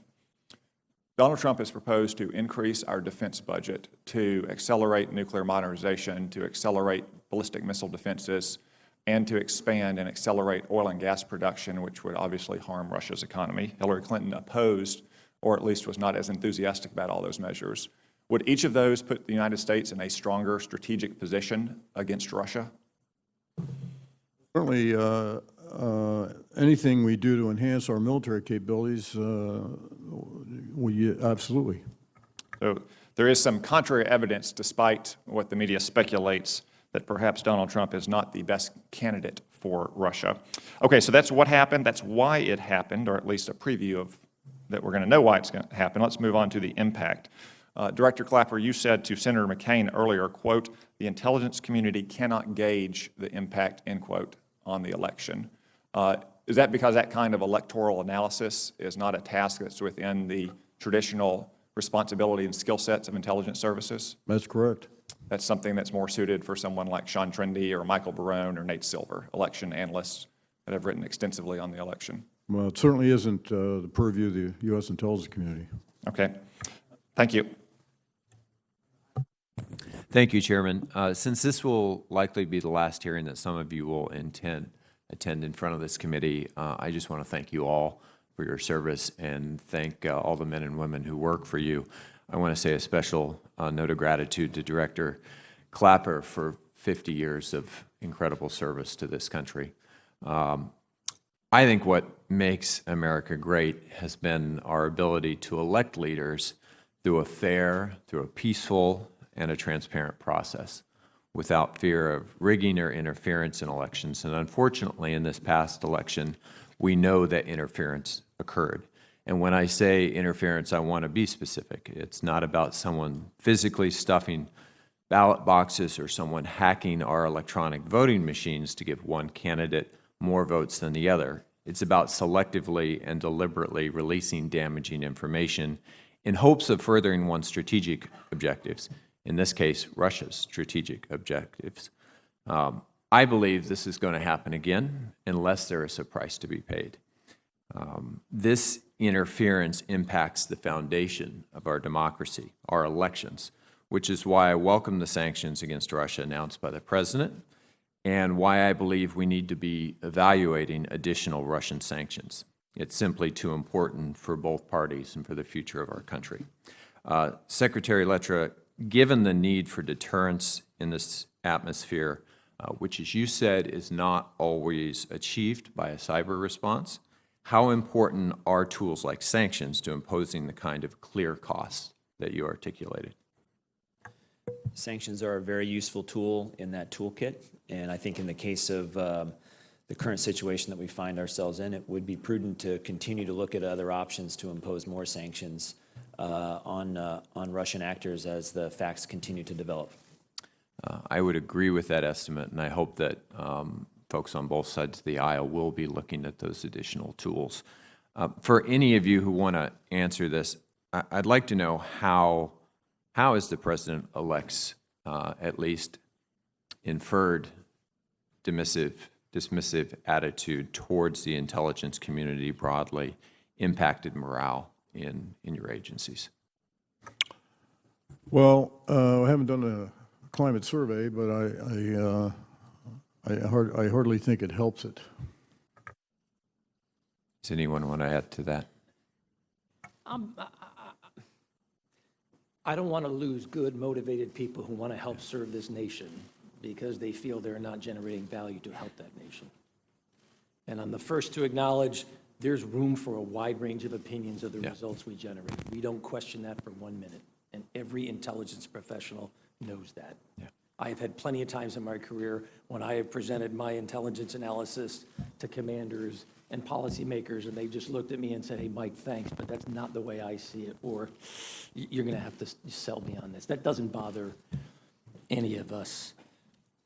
What we do, I think, is relevant, and we realize that what we do is in no small part driven in part by the confidence of our leaders in what we do. And without that confidence, I just don't want a situation where our workforce decides to walk, because I think that really is not a good place for us to be. I think many of us could not agree more, and if the underlying facts that the intelligence community brings us are incorrect, we should call that out. I just have not seen any evidence indicating that in this case. Oftentimes we come to different strategic or policy points of view based on that information, but that's an entirely different thing. Director Clapper, I want to go to a little bit more of not just the classified information, but the relevance of publicly available information, of the whole picture of Russia's activities within the context of this election. Can you talk a little bit about the activities of the Russian government's English language propaganda outlets, RT, Sputnik, as well as the fake news activity we saw, as well as the social media, and how those paint a complete picture that is supplemental to what we saw with the hacking in this case? I appreciate your raising that because, well, there has been a lot of focus on the hacking. This was actually part of a multifaceted campaign that the Russians mounted. And of course, RT, which is heavily supported by, funded by the Russian government, was very, very active in promoting a particular point of view, disparaging our system, our alleged hypocrisy about human rights, et cetera, et cetera. Whatever crack they could find in our tapestry, if you will, they would exploit it. And so all of these other modes, whether it was RT, use of social media, fake news, they exercised all of those capabilities in addition to the hacking. And of course, I think the totality of that, I think, regardless of what the impact was, which we can't gauge, just the totality of that effort, not only as DNI, but as a citizen, I think is a grave concern. Thank you, Mr. Chair. Thank you, Mr. Chair. Gentlemen, thank you very much. And I also want to thank you and the men and women that work diligently in the Intelligence Committee for the work that they do for the United States of America. Admiral Rogers, you have stated twice now, you've really stressed this point that you must be faster and more agile in your responses. And so our discussion this morning will go back to a discussion that we had in September of this last year in front of this body, because I believe it is important that you understand the capabilities that exist out there and are readily available to the United States Cyber Command. And this past September, I asked you about a Government Accountability Office report that stated the Department of Defense does not have visibility of all National Guard units' cyber capabilities because the department has not maintained a database that identifies the National Guard unit's cyber-related emergency response capabilities as required by law. And I was a bit alarmed when you stated that you haven't seen the report. It was a report that took about a year to compile and was presented to both this committee and the House Armed Services Committee. And 4 months later, I still have not received an answer from you, my questions for the record. And as of this morning, all of the GAO recommendations are still open from this report. So it's been 4 months, and I would just like an update on that, if you have been able to read the report, and where is the department at in regards to tracking National Guard cyber capabilities? Yes, ma'am. So first, we didn't get your question until December, but I acknowledge, hey, you have formally asked us this. First, as U.S. Cyber Command, I'm the operational commander. Manning, training, and equipping is a function of services and the department. For me, in my role, I track the operational readiness levels of all National Guard and Reserve units that are allocated to the mission force. So I bore into them in the exact same way I do the active side. In terms of more broadly, how is the department tracking the set of skills that are available both in the reserve component? I'd argue it's the same challenges there in the active component. How do you take advantage of the breadth of capability that's broader than just a particular military occupational specialty, for example? And I'm the first to acknowledge, after talking to my teammates at OSD and the services, I don't think we have a good answer for you. I'll have something in writing for you within the next week or so, because I do acknowledge that we need to do that. I do appreciate that, because how long has the United States been experiencing attacks from entities outside of the United States? You could argue we've been in this cyber dynamic for over a decade. I mean, it's gotten worse, but. A decade. And so we have taken the steps of developing Cyber Command and the capabilities that exist both in our reserves, National Guard, and active component units. And to become faster and more agile, we need to know what those capabilities are. So if you have a solution to that on how we can track those capabilities, we need to figure that out. Many of these units have the capability of defending networks, and yet we're not utilizing those capabilities, and we don't know where they exist, to be honest. So please don't take from my comment that we don't believe that the role of the Guard and Reserve isn't important. If you look in the last 12 months, we've got 2 cyber protection teams from the Guard that have been mobilized. We've brought online in the Guard and the Reserve national mission teams for the first time within the last year. I mean, it's great to see how the Guard and Reserve are developing more and more capability. I mean, that's a real strength for us collectively. Absolutely, and I think we'll continue to see those develop even more in the future, but we need to be able to utilize those capabilities that exist out there. So you know that many of our best soldiers in the National Guard and Reserves come from the private sector. I know this from some of my own guardsmen that worked full-time in computer technology and cyber technology. And you stated in September you were trying to figure out how better to leverage the National Guard. And do you have a response for that? Have you thought of ways that we might be able to use those Guard units more readily? This is a topic that, in fact, I just was talking to General Lengel, the director of the Guard Bureau, a few weeks ago to say, hey, look, this is something in 2017 I want us to sit down. I think there's a couple of specific mission areas where the capabilities of the Guard and Reserve are really well optimized, because I'd be the first to admit the answer can't be every time, well, just throw the active component at this.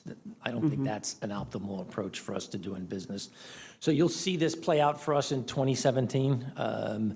We got to work through the Title 32 versus Title 10 issue. What role, what's the right way to do this? Absolutely. Do we put it within the defense support to civil authority construct? I like that, because it's a framework that we already have. I'm a big fan of let's not reinvent the wheel when it comes to cyber. How do we take advantage of processes and structures and authorities that are already in place? That's one thing you'll see some specific changes on within the department. We're working through that right now on the policy side. Very good. Well, I appreciate it. I know my time is expiring, so I look forward to working with you on that, Admiral Rogers. Thank you, Mr. Chairman. And I want to thank all of you for all your efforts today, for the amazing careers you've had. And Mr. Chairman, thank you for holding this hearing. I think it's critically important to our nation. And I want to be clear that the purpose of today's hearing is not to debate the validity of the election, but to discuss foreign attempts to use cyber attacks to attack our country, including the recent Russian actions intended to influence our elections. And I appreciate the bipartisan effort to get our people the answers they deserve. And I'm grateful for the amazing efforts that our intelligence agencies put forth every single day, that every day lives are on the line to make sure that we're safe and to make sure that all Americans have a chance to take care of their families and go to sleep at night and not have to worry while your people are on the front lines all around the world. And I can tell you on behalf of all Hoosiers that when it comes down to a choice between your people, our intelligence agencies, and Julian Assange, we're on your team every time. And I actually find it stunning that there's even a discussion in our country about the credibility of our intelligence agencies versus Mr. Assange. It is astounding to me that we would even make that comparison when you see the stars in the CIA headquarters of all the people who have lost their lives and all who have lost their lives in our agencies to keep us safe. Director Clapper, how would you describe your confidence in attributing these attacks to the Russian government as opposed to someone in their basement? It's very high. The government has named those responsible for the DNC hacks as APT-28 and APT-29, part of the Russian intelligence services, the GRU and the FSB. Are all the actors targeted by these two entities known to the public, sir? I'm sorry, sir, the question again, are all what? All the actors targeted by these two entities, the GRU, the FSB, APT 2829. Do we know everybody? Have you told us who's involved, or are there more that you can't discuss at this time? Right. I don't think I can discuss that in this forum. Okay. How far up the chain, in what you can tell us, does this go in regards to the Russians? At what level were the instructions to take these actions given? Again, sir, I can't speak to that in this setting. Okay, thank you. Do you think we are communicating clearly to our adversaries in a language that they'll understand that the cost will outweigh any gains they get if they try this again? And not only you, Director, but the others, how do we best send that message, do you think? Well, certainly the sanctions that have been imposed, the expulsion of the 35 intelligence operatives, the closure of the 2 facilities which were used for intelligence purposes, and the other sanctions that were levied, I think does convey a message. It's open to debate whether more should be done. I'm a big fan of sanctions against the Russians, but that's just me. Admiral, what would you say, sir? I would agree. I mean, the challenge here is, look, I don't think it's in the best interest of any of our nations to be in this confrontational approach to doing business. And we've got to figure out, how do we articulate what is acceptable, what is not acceptable in a way that enables us to continue to move forward in a productive relationship? That's not unique to the Russians. I would argue that that's a challenge for us with a whole host of actors out there. This has just in some ways been the poster child for this challenge of late. Mr. Secretary? I would add to that, if I may, that yes. It certainly would be a good thing if we could find areas where our interests converge. I'm speaking of ours and the Russians, and we've done that in the past. So just to foot stomp Admiral Rogers' point, but I think there's a threshold of behavior that's just unacceptable, and somehow that has to be conveyed. Well, I am out of time, but on behalf of all the American people, we want to thank you. You have dedicated your lives to keeping us safe, and we're incredibly grateful for it. Thank you, Mr. Chairman. Thank you, Mr. Chairman, and thank you and the ranking member for holding this hearing. And I also want to thank you, General Clapper, Mr. Secretary, for your service, as this might be your last hearing, and the men and women you lead. You know, you described in your testimony the increasing attacks we're seeing, not just from Russia, but China and other actors, Iran, North Korea, their increasing capabilities. The chairman's opening statement pretty much stated that it's his view, and I certainly share the view, that we're being hit repeatedly because the benefits outweigh the costs for those who are taking these actions against us. Do you agree with that? I do, and I think we all do, that this is for adversaries like, I'll just name North Korea and Iran. It is a very relatively low-cost acts that can cause havoc. And what I think we've seen over time is that they keep pushing the envelope as their capabilities improve, and they're willing to exercise those capabilities. So if that's the case, and it's glad that I think there's some consensus here. You're talking about retaliating, upping the cost with all instruments of power. Mr. Secretary, you mentioned retaliate at time of our choosing, in the realm of our choosing, but it doesn't seem to be happening, right? It doesn't seem to be happening because the attacks continue. So let me just give an example. Let's say Iran conducted, and you mentioned that they're being more aggressive, more risky than in North Korea, some kind of cyber attack. If we did something, maybe without announcing it, like the president announced the Russian counteractions, but let's say we didn't announce it. Let's say we did something where we essentially collapse their financial system, or something pretty dramatic. And we let them know we did it, but we don't have to publicize it. Do you think that's the kind of action that would say, hey, don't do this, or we're going to come back and retaliate at our time, our choosing, and crush you?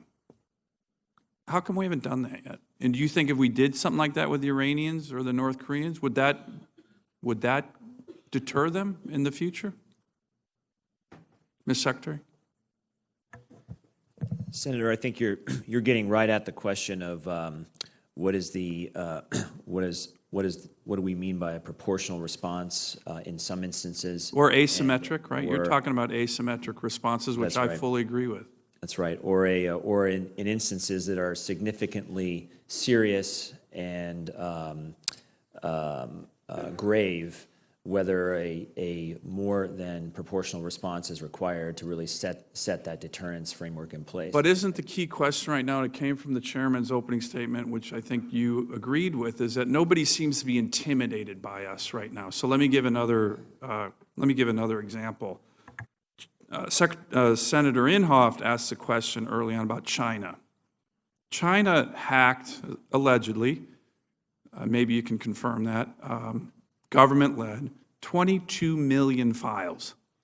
A lot of the SF-86 files that you use for background clearances, they have mine, I was informed by the government. Very sensitive information, as you know, that they could use against intelligence operatives and military members. And Senator Inhofe asked the question, did we retaliate again? What did we do?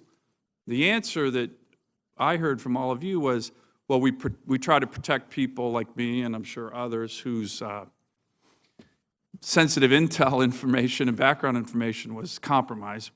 But I didn't hear any claim of a retaliation on a huge hack, a huge, 22 million American federal military intel workers got hacked by the Chinese. So the president signed this statement with President Xi Jinping, the U.S.-China security agreement, but obviously, General Clapper, from your testimony, the Chinese have not abided by that, have they? They have. I thought you said they're continuing to as I indicated in my testimony. I'm sorry? I'm sorry. I thought you said in your testimony today that they continue to conduct cyber attacks? They continue to conduct cyber espionage. They have curtailed, as best we can tell. There has been a reduction, and I think the private sector would agree with this. There has been some reduction in their cyber activity, and the agreement simply called for stopping such exfiltration for commercial gain. So let me just ask a final question. Did we retaliate and up the costs against China after an enormous cyber attack against our nation? We did not retaliate against an act of espionage any more than other countries necessarily have retaliated against us for when we conduct espionage. But isn't that answer just part of the problem, that we're showing that we're not going to make it costly for them to come in and steal the files of 22 million Americans, including many intel officers?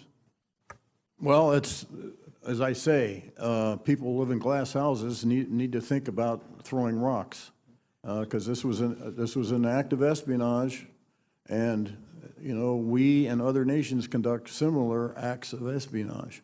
So if we're going to punish each other for acts of espionage, that's a different policy issue.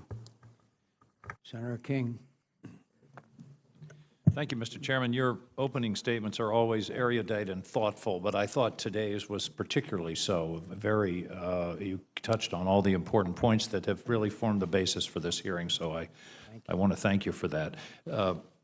Director Clapper, I think it's important to put some context around some of these discussions.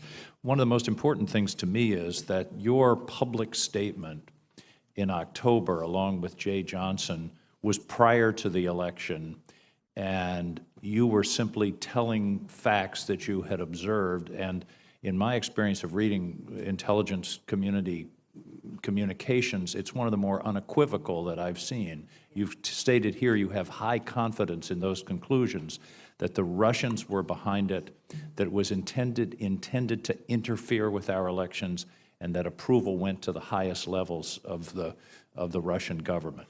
Have you learned anything subsequently that you can tell us here today to contradict those findings that you publicly stated last October? No. In fact, if anything, what we've since learned just reinforces that statement of the 7th of October. And there was no political intention. You were simply reporting facts as you saw them. I presume that's correct. Your history is one of being non-political. Absolutely. I felt particularly strongly, as did Secretary Johnson, that we owed it to the American electorate to let them know what we knew. Now, people in Maine are skeptical, and they want to have evidence and proof, and I'm hearing from people, prove it. The problem, as I understand it, is the desire to provide evidence that is convincing that your conclusions are correct versus the danger of compromising national security on sources and methods. Can you sort of articulate that? Because I think that's an important point. We have invested billions, and we put people's lives at risk to glean such information. And so if we were to fulsomely expose it in such a way that would be completely persuasive to everyone, then we can just kiss that off, because we'll lose it. And then that will endanger imperil our ability to provide such intelligence in the future. And that's all the dilemma that we have in intelligence. We want to be as forthcoming and transparent as possible, but we feel very, very strongly, as we do in this case, about protecting very fragile and sensitive sources and methods. Let's again turn to a question of context.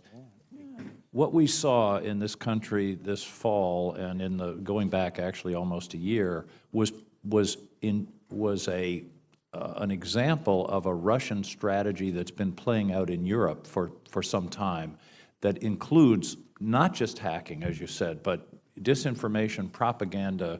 I heard just from a senior commander, I took a break here from the hearing in Europe, that Russia is actually buying commercial TV stations in Western Europe at this point.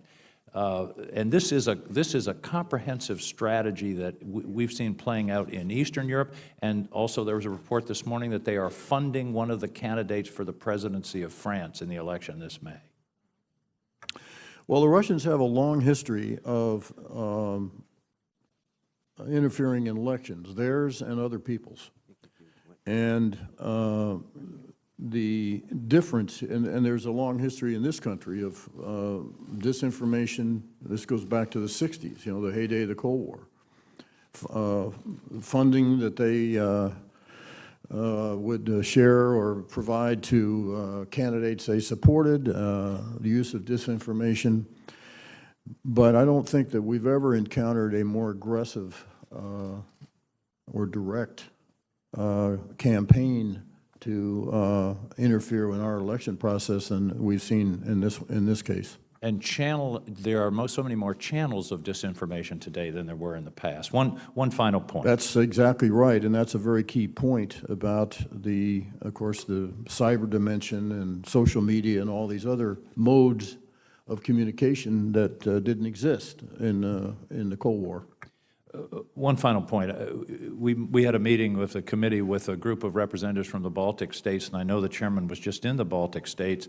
I asked them, and they are just deluged with this. I mean, they have been warning us about this for years, about the messing around with elections. I said, so what do you do? How do you defend yourself? And they said, well, we're trying to defend ourselves in various ways, but the best defense is for our public to know what's going on so they can take it with a grain of salt. I thought that was a very interesting observation because their people now say, oh yeah, that's just the Russians. That's why I think public hearings like this and the public discussion of this issue is so important, because we're not going to be able to prevent this altogether. But we need to have our people understand that when they're being manipulated. Would you agree with that conclusion? Absolutely. That's why I felt so strongly about the statement in October. Thank you. Thank you, Mr. Chairman. Just to follow up, General Clapper, during the Cold War, we had a strategy, and we had Radio Free Europe, and we had the Voice of America.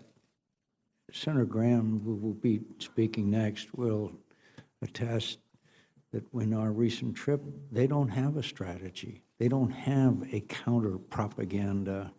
The United States of America I'm talking about. And we've got to develop that strategy, even if it encompasses the internet and social media.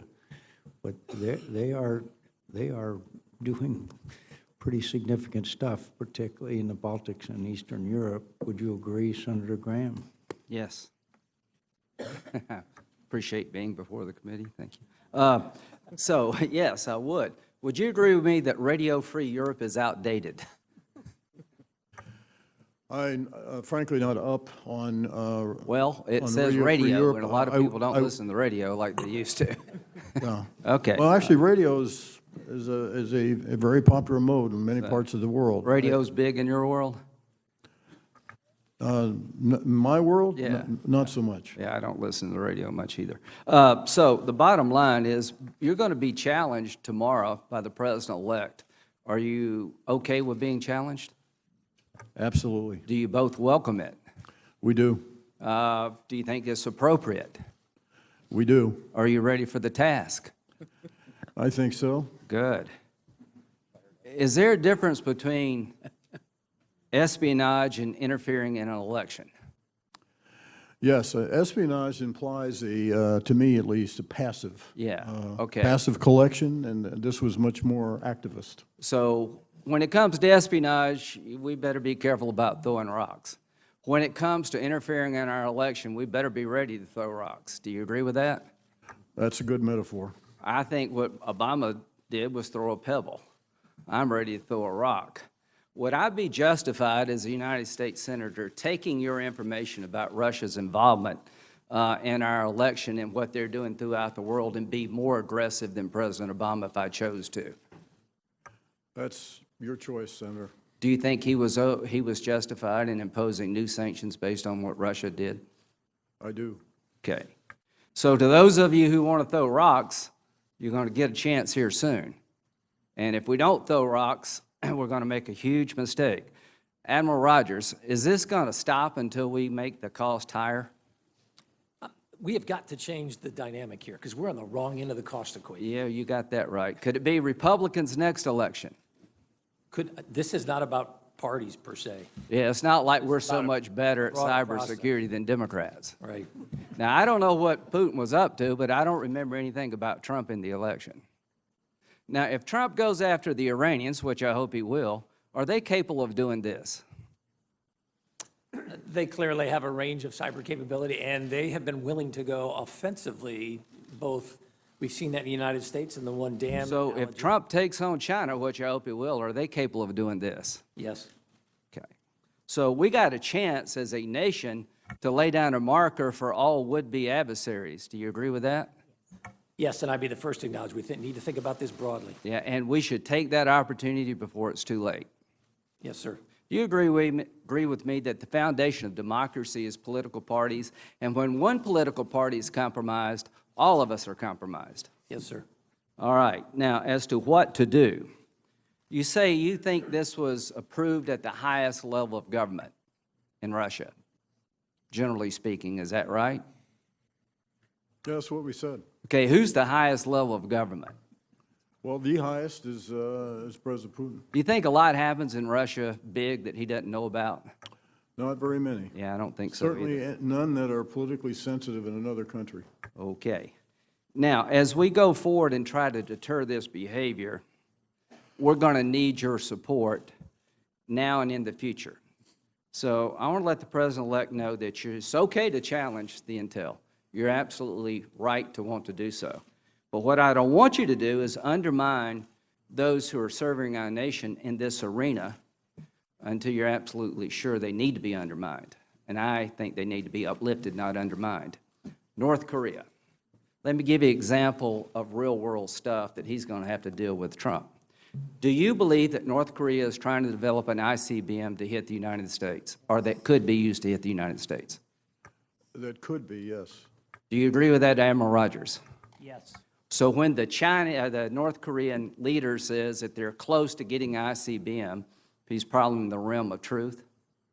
He's certainly working aggressively to do that. And if the President of the United States says it won't happen, he's going to have to come to y'all to figure out how far along they are, because you would be his source for how far along they are. Is that right? I'd hope we'd be I'd hope we'd be the source. Yeah, I hope he would talk to you too. And here's what I hope he realizes. That if he has to take action against North Korea, which he may have to do, I intend to support him. But he needs to explain to the American people why. And one of the explanations he'll give is based on what I was told by the people who are in the fight. And let me tell you this. You don't wear uniforms, but you're in the fight. And we're in a fight for our lives. I just got back from the Baltics, Ukraine, and Georgia. If you think it's bad here, you ought to go there. So, ladies and gentlemen, it is time now not to throw pebbles, but to throw rocks. I wish we were not here. If it were up to me, we'd all live in peace. But Putin's up to no good, and he better be stopped. And Mr. President-elect, when you listen to these people, you can be skeptical, but understand they're the best among us, and they're trying to protect us. Thank you all. Would you have any response to that diatribe?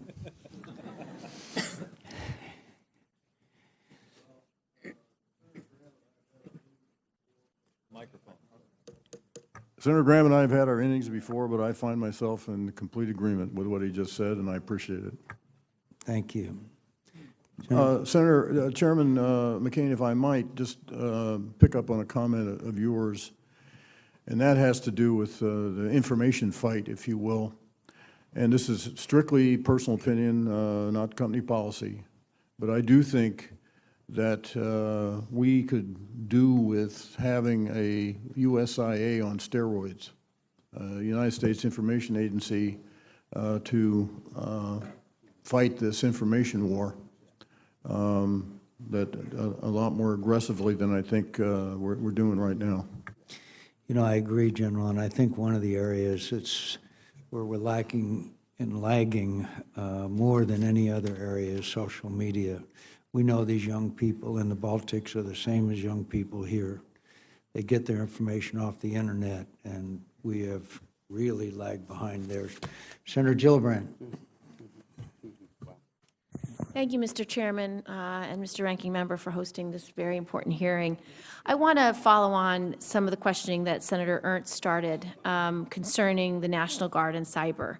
I have been pushing DoD to use the Guard for years and appreciate that this is beginning to happen. Members of the Guard bring unique skills and capabilities, and we should be leveraging them. Admiral Rogers, I look forward to working with you on how best to do this. Can you tell me whether there has been movement on the Army National Guard cyber protection teams being included in the cyber mission forces? Yes. And we brought 2 online that have been activated in the last year, 2 additional that are coming online in 17, the first of which just came online. So yes, ma'am. And how much more is left to be done? And when do you expect it? The Guard and the Reserve are bringing on an additional 21 teams. Those will not be directly affiliated with the mission force. But one of the things I think we're going to find over time, the only way to generate more capacity in a resource-constrained world is to view this as an entire pie, not just, well, here's one sliced off area, the mission force, and here's a separate area, the Guard and Reserve. I think what we're going to be driven to is you're going to have to look at this as a much more integrated whole. I do too, because at the end of the day, our Guard and Reserve, they have day jobs, and they may be working at Google and Microsoft and Facebook and all these technology companies and have extraordinary skills. And as a way to tap into the best of the best, I think we should look at people who already have these skills, who are already committed to serving our nation as best we can. Right. So I appreciate your work. Yes, ma'am. And if I could, one area that I'd be interested in your help in, for many employers in the Guard and the Reserve, and I say this as the son of a Guardsman when I was a kid growing up, they sometimes tend to view that service as something that you do overseas. Hey, I'm willing to let you go because you're going to Afghanistan, you're going to Iraq. In the world of cyber, we're operating globally from a garrison, pick the location. From any location in the world. Anywhere. And correct. So this idea, this just came up, General Langell and I were just talking about this yesterday, as a matter of fact, where I said, one of the things we need to do is educate employers about what is the nature of this dynamic. And it's every bit as relevant as, hey, we're sending somebody to Afghanistan or Iraq. I think that's right. On a separate topic, but related, I've long been advocating for aggressive development of the manpower that we need to support our cybersecurity mission. In particular, I continue to believe that we have to not only develop the capability in our military and the interest in cyber among young Americans, but that the military must be creative when thinking about recruitment and retention of cyber warriors.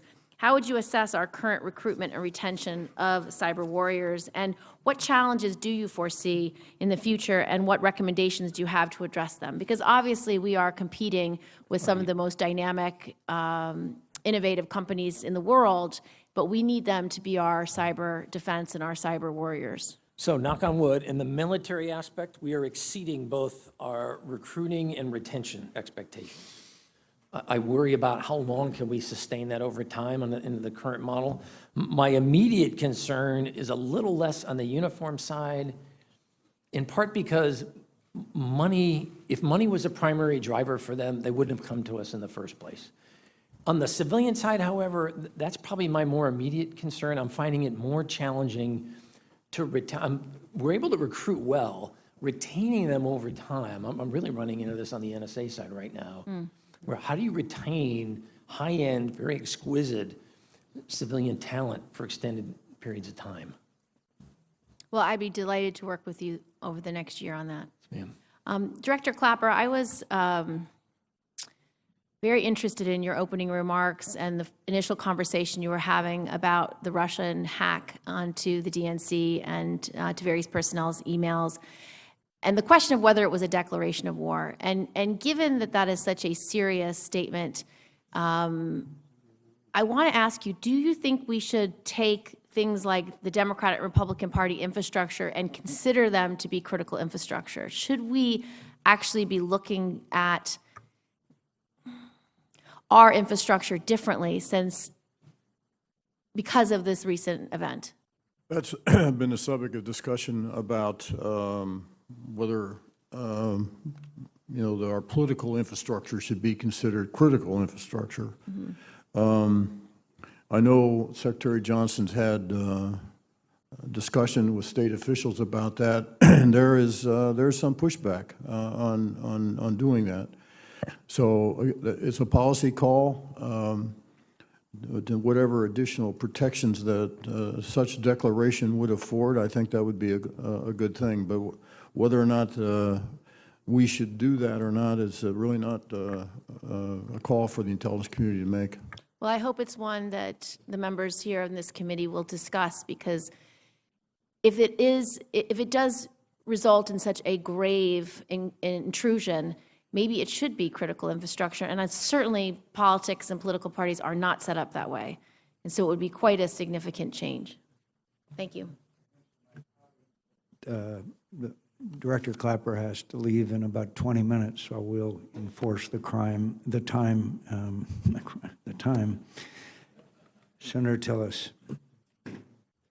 Thank you, Mr. Chair, and gentlemen, thank you all for your service. I, for one, have high confidence in the community that you represent, and I hope that they recognize that I speak for most of the senators here that share the same view. Director Clapper, I'm going to spend most of my time probably reflecting on some of the comments that you've made. The glass house comment is something I think is very important. There's been research done by a professor up at Carnegie Mellon that's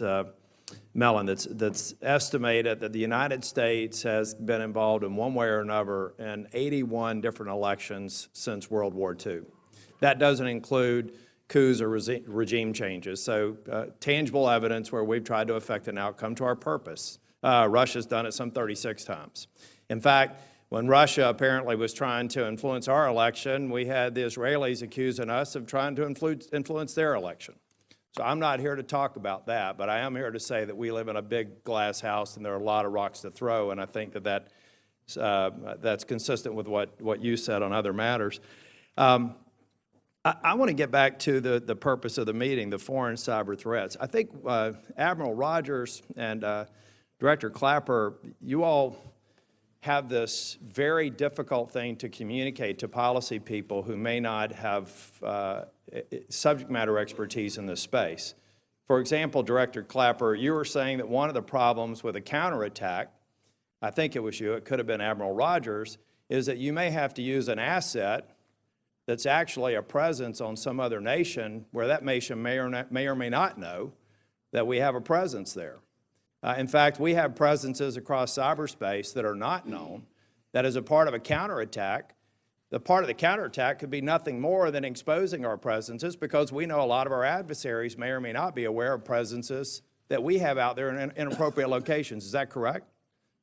Yes, and I think you've succinctly illustrated the complexities that you run into here. Yeah, and so that is why, as thrilling, as somebody who's written the precursors to phishing code before and stolen passwords as a part of ethical hack testing, so I was paid to do this, that underscores the need for us to really be educated about the nature of this battle space and how more often than not it's probably more prudent to seek a response that isn't a cyber response, given the fluid nature. I mean, we're in an environment now where we see a threat, and we build a weapons system. It's on the water, it's in the air, it's on the ground.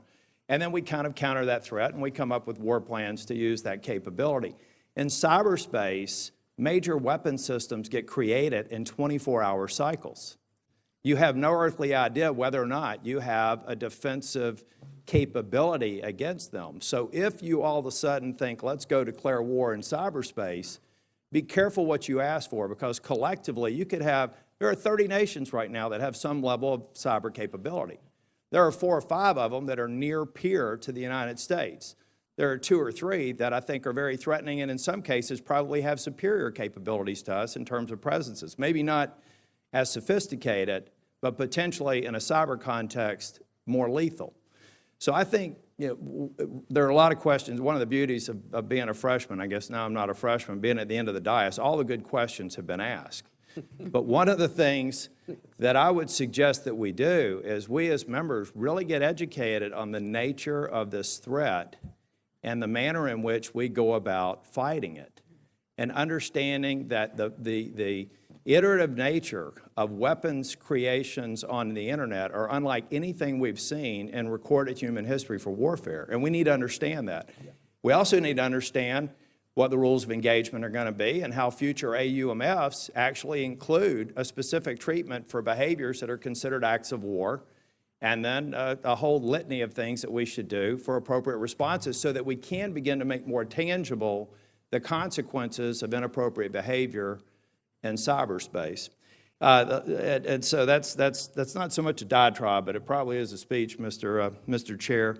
The last thing I'll leave you with is, Admiral Rogers, I'd like for my office to get with you and continue to talk about how we get these bright people retained and recruited to stay up to speed with developing these threats. We need to understand that they are the secret to creating these weapon systems to counter the malicious acts like Russia, China, Iran, and a number of other nations are trying to develop against us. Thank you.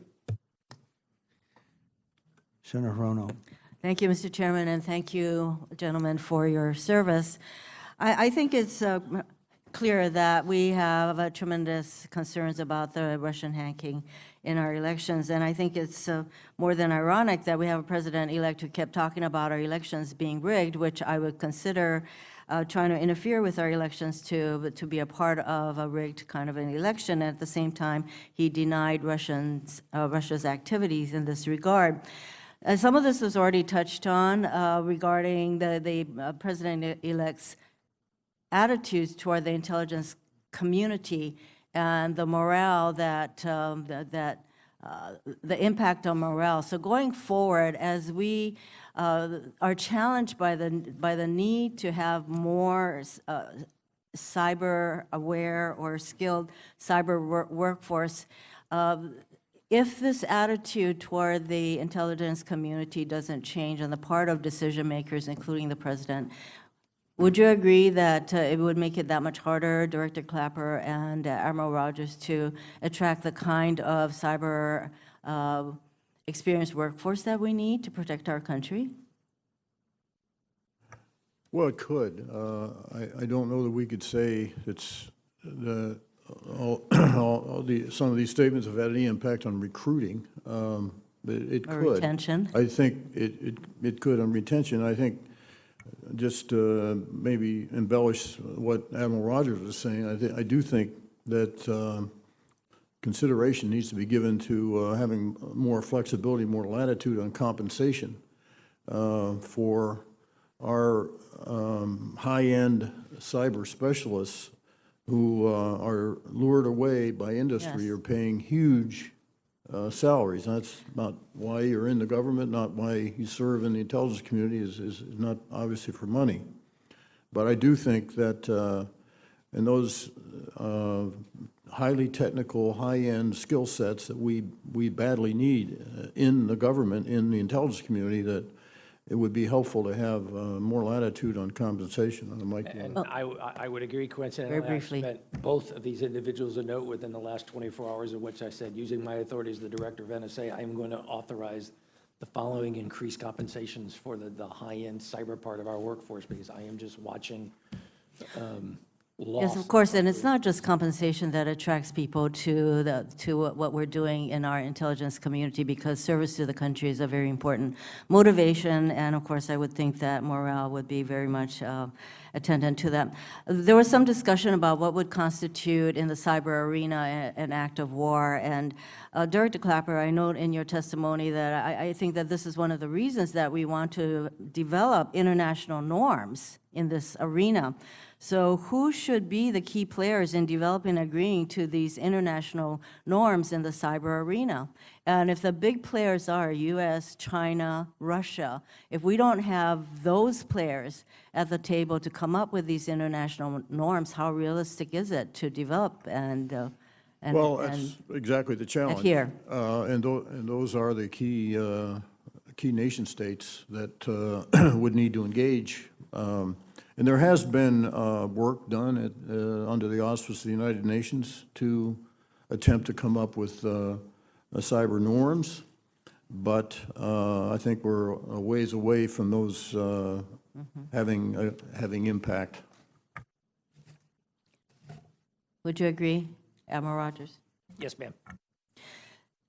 Turning to the awareness of the public as to the extent of the threat, A 2016 opinion piece by 2 members of the 9/11 Commission, basically they said that the most important thing government and leaders in the private sector can do is to clearly explain how severe this threat is and what the stakes are for the country.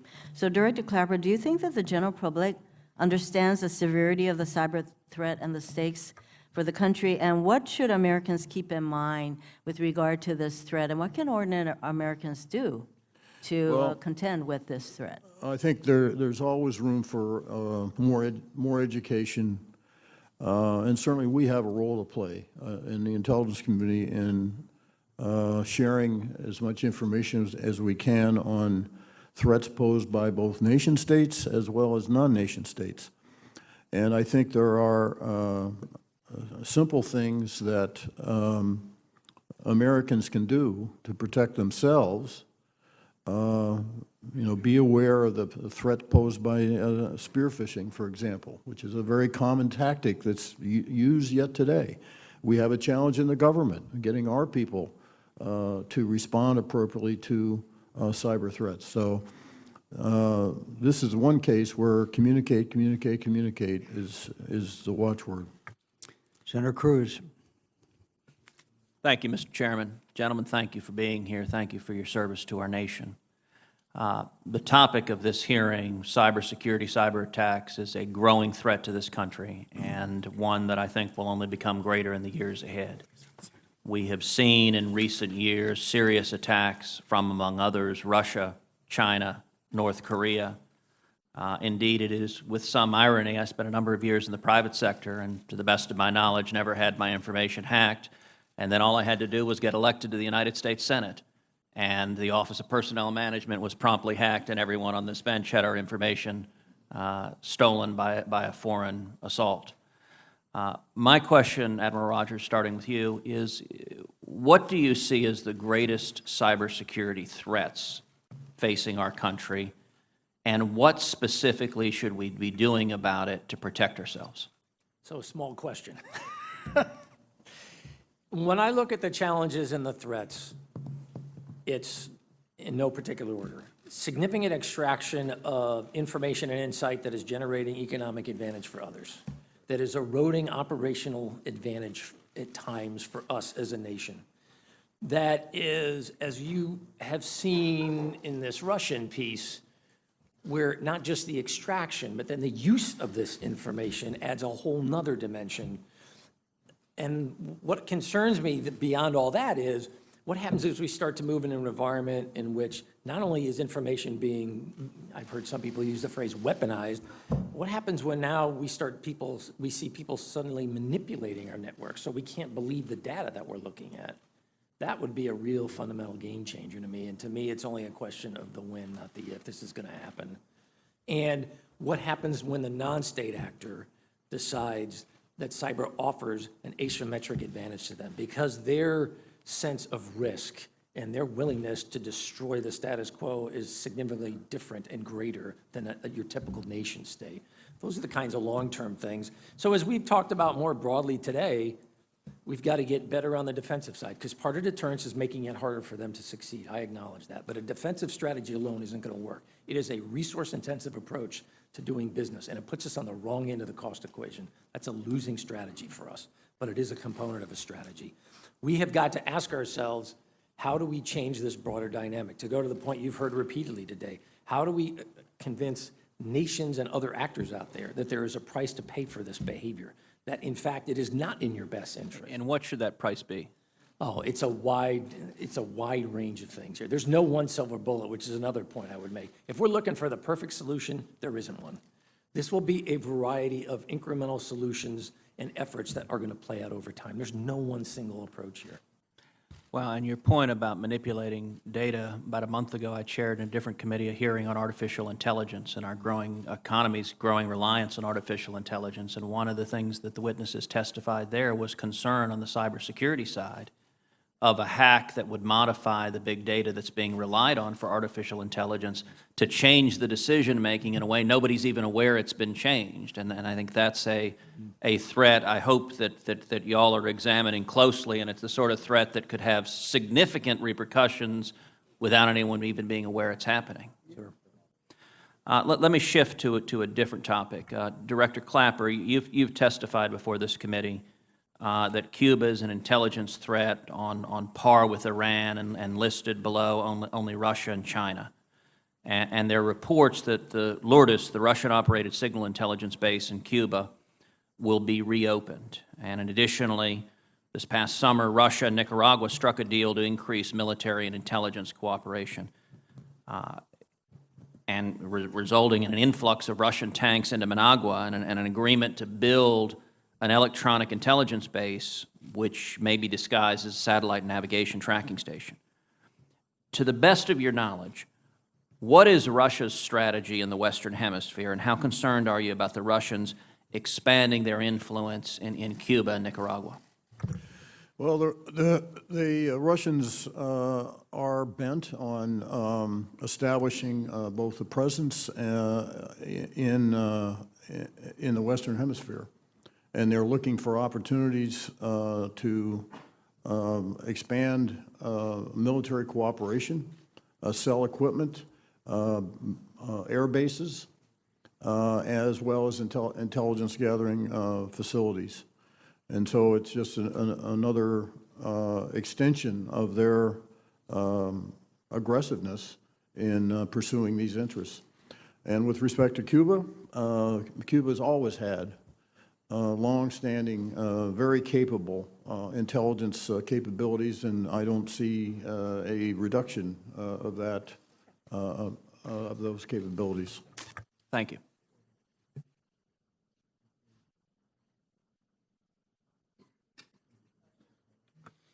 Thank you, Mr. Chair, and thanks to the witnesses for today and for your service. And Mr. Chair, I appreciate you calling this hearing. I think this hearing is a test of this body, the Article I branch Congress, this hearing and others to follow.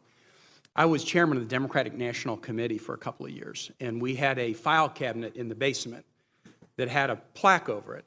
It was a file cabinet that was rifled by burglars in an invasion of the Democratic National Committee in 1972. It was a bungled effort to take some files and plant some listening devices. That small event led to one of the most searching and momentous congressional inquiries in the history of this country. It was not partisan. One of the leaders of the congressional investigation was a great Virginian, Caldwell Butler, who was my father-in-law's law partner in Roanoke, Virginia, before he went to Congress, played a major role.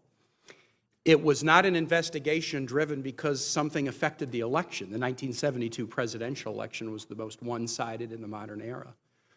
But it was a high moment for Congress because Congress, in a bipartisan way, stood for the principle that you couldn't undertake efforts to influence an American presidential election and have there be no consequence. The item that we'll discuss, and we'll discuss more when the hearing comes out, is different. That was a burglary of a party headquarters that was directed to some degree from the office of the president. But this is very serious. The combined intelligence of this country has concluded that efforts were undertaken to influence an election by an adversary that General Joe Dunford, the head of the Joint Chiefs of Staff, said in testimony before this hearing was, in his view, the principal adversary of the United States at this point. In addition, the attack was not just on a party headquarters. The October 7 letter that you've referred to talked about attacks on individuals, current and former public officials with significant positions, and also attacks on state boards of elections. The letter of October 7 traced those attacks to Russian entities, Russian companies, and didn't ascribe, at least in that letter, that to directed by the Russian government, but I'm curious about what the full report will show. It is my hope that this Congress is willing to stand in a bipartisan way for the integrity of the American electoral process and will show the same backbone and determination to get all the facts and get them on the table as the Congress did in 1974. There was another congressional inquiry that was directed after the attacks on 9/11, and there was a powerful phrase in that report that I just want to read. The commission concluded, quote, "The most important failure was one of imagination. We do not believe leaders understood the gravity of the threat." And that's something I think we'll all have to grapple with. Did we have sufficient warning signs? I think we did. And having had sufficient warning signs, why did we not take it more seriously? That question is every bit as important as a question about what a foreign government, an adversary, did and how we can stop it from happening. 3 quick points. 1, is the report next week that's going to be issued not solely going to be confined to issues of hacking, but also get into the dimension of this dissemination of fake news? Will that be one of the subject matters covered? Without preempting the report, we will describe the full range of activities that the Russians undertook. I think that is incredibly important. You know, I had a little role in this election. I was along for the ride for 105 days and was the subject of a couple of fake news stories. And it was interesting, there were at least 3 that the mainstream media didn't cover because they were so incredible that, like, why would they? But I looked at one of the stories and it had been shared 800,000 times. And when I see an administration who is put in place as the proposed national security advisor, someone who traffics in these fake news stories and retweets them and shares them, who betrays a sense of either gullibility or malice that would kind of be, these are stories that most 4th graders would find incredible. That a national security advisor would find them believable enough to share them causes me great concern. Second, go back to Joe Dunford. He talked about Russia as a potential adversary because they had capacity and they have intent. With respect to our cyber, I think we have capacity. But I think what we've shown is we haven't yet developed an intent about how, when, why, whether we're going to use the capacity we have. So if we're going to shore up our cyber defense, if I could just, one word, do you think what we really need to shore up is our capacity, or do we need to shore up our intent? Well, that's, as we look at foreign adversaries, that is always the issue, is capability and intent. And certainly with in the case of the Russians, they do pose an existential threat to the United States, and I agree with Chairman Dunford on that. It's probably not our place, and at least my place in the intelligence community, to do an assessment of our intent. That's someone else's place, not mine. Senator Sheen. Thank you, Mr. Chairman, and Senator Reid for holding this hearing, and thank you all very much for testifying this morning and for your service to the country. Dr. Robert Kagan testified before this committee last December with respect to Russia, and at that time there was less information known to the public about what had happened in their interference in the elections.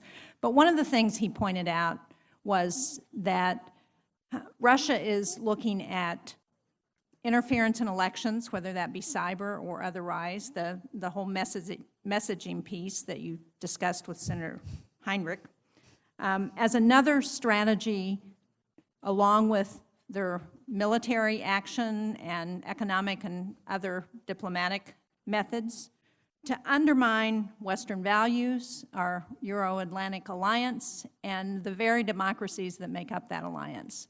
Is that something that you agree with, Director Clapper? Yes, that's clearly a theme. It's certainly something that the Russians are pushing in messaging in Europe. They would very much like to drive wedges between us and Western Europe, the alliances there, and between and among the countries in Europe. And I assume that there's agreement on the panel. Does anybody disagree with that? So one of the things that I think has emerged as I've listened to this discussion is that we don't have a strategy to respond to that kind of an effort. We don't have a strategy that's been testified with respect to cyber, but a broader strategy around messaging, around how to respond to that kind of activity. Do you agree with that? I think I'm speaking personally. This is sure. not institutional response. And as I commented earlier to Senator McCain, I do think we need a U.S. information agency on steroids that deals with the totality of the information realm, and to mount a in all forms, and to include social media. I'm sorry to interrupt, but can I just ask, why do you believe that hasn't happened? Director Clapper, Admiral Rogers? For my part, I don't know why it hasn't. I can't answer that. Admiral Rogers? From my perspective, in part because I don't think we've come yet to a full recognition of the idea that we're going to try to do something fundamentally different. I think we still continue to try to do some of the same traditional things we've done and expecting to do the same thing over and over again, yet achieve a different result. I don't necessarily think. No, that's the definition of crazy. I think we've determined that. Secretary Lettre? I would just add that in this area, the capability and intent framework is useful to think about. I think it is only in the last few years that we have seen adversaries with true intent to use propaganda and the ability to reach out as terrorists are doing and try to incite and match that up with the tremendous power that social media tools allow to make that easy and simple and effective and broadly applicable. So given that this is a strategy, and given that it's aimed not just at the United States, particularly with respect to interference in our elections, but at Western Europe and Eastern Europe for that matter, is there an effort underway to work with our allies through NATO or otherwise? I've been to the Cybersecurity Center in Estonia, but there didn't seem to be a NATO agreement that this was something that we should be working on together to respond to. So is this an effort that's underway? Just speaking from my lens on things, there's a lot of interest in doing that and doing it more effectively and more comprehensively, but we have not cracked the code on doing it effectively yet. And so we need to keep the pressure on ourselves and our NATO allies who are like-minded in this regard to keep improving our approach. And it's also got to be much broader than just cyber. Thank you. Director Clapper, my time is almost up, but before you go, since this is the last opportunity we will have to hear from you, can I just ask you, do you think that the D&I needs reform? Well,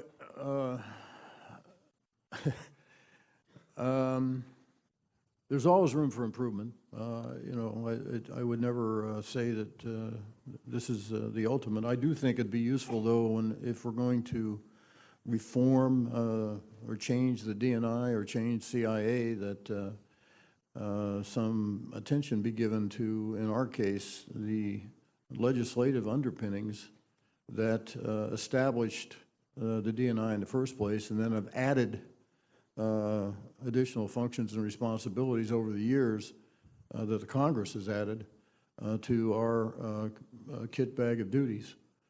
But to say that, you know, we can't, there's not room for improvement, I never suggest that. I appreciate that, and I certainly agree with you. I think that if there's going to be this kind of major reform, hopefully both legislators and others who have been engaged in the intelligence community will be part of that effort. Thank you. I certainly agree the Congress, no pun intended, gets a vote here, I think. Thank you. I know that our time has expired, and I apologize to our new members that we won't have time because you have to go, but maybe Director Clapper, since this may be hopefully your last appearance, do you have any reflections that you'd like to provide us with, particularly the role of Congress or the lack of role of Congress that in your years of experience? I'll have to be careful here. I don't think you have to be. I was around in the intelligence community when the oversight committees were first established, and have watched them and experienced them ever since. Congress does have clearly an extremely important role to play when it comes to oversight of intelligence activities. And unlike many other endeavors of the government, much of much of what we do, virtually all of what we do, is done in secrecy. So the Congress has a very important, a crucial responsibility on behalf of the American people for overseeing what we do, particularly in terms of legality and the protection of civil liberties and privacy. At risk of delving into a sensitive area, though, I do think there is a difference between oversight and micromanagement.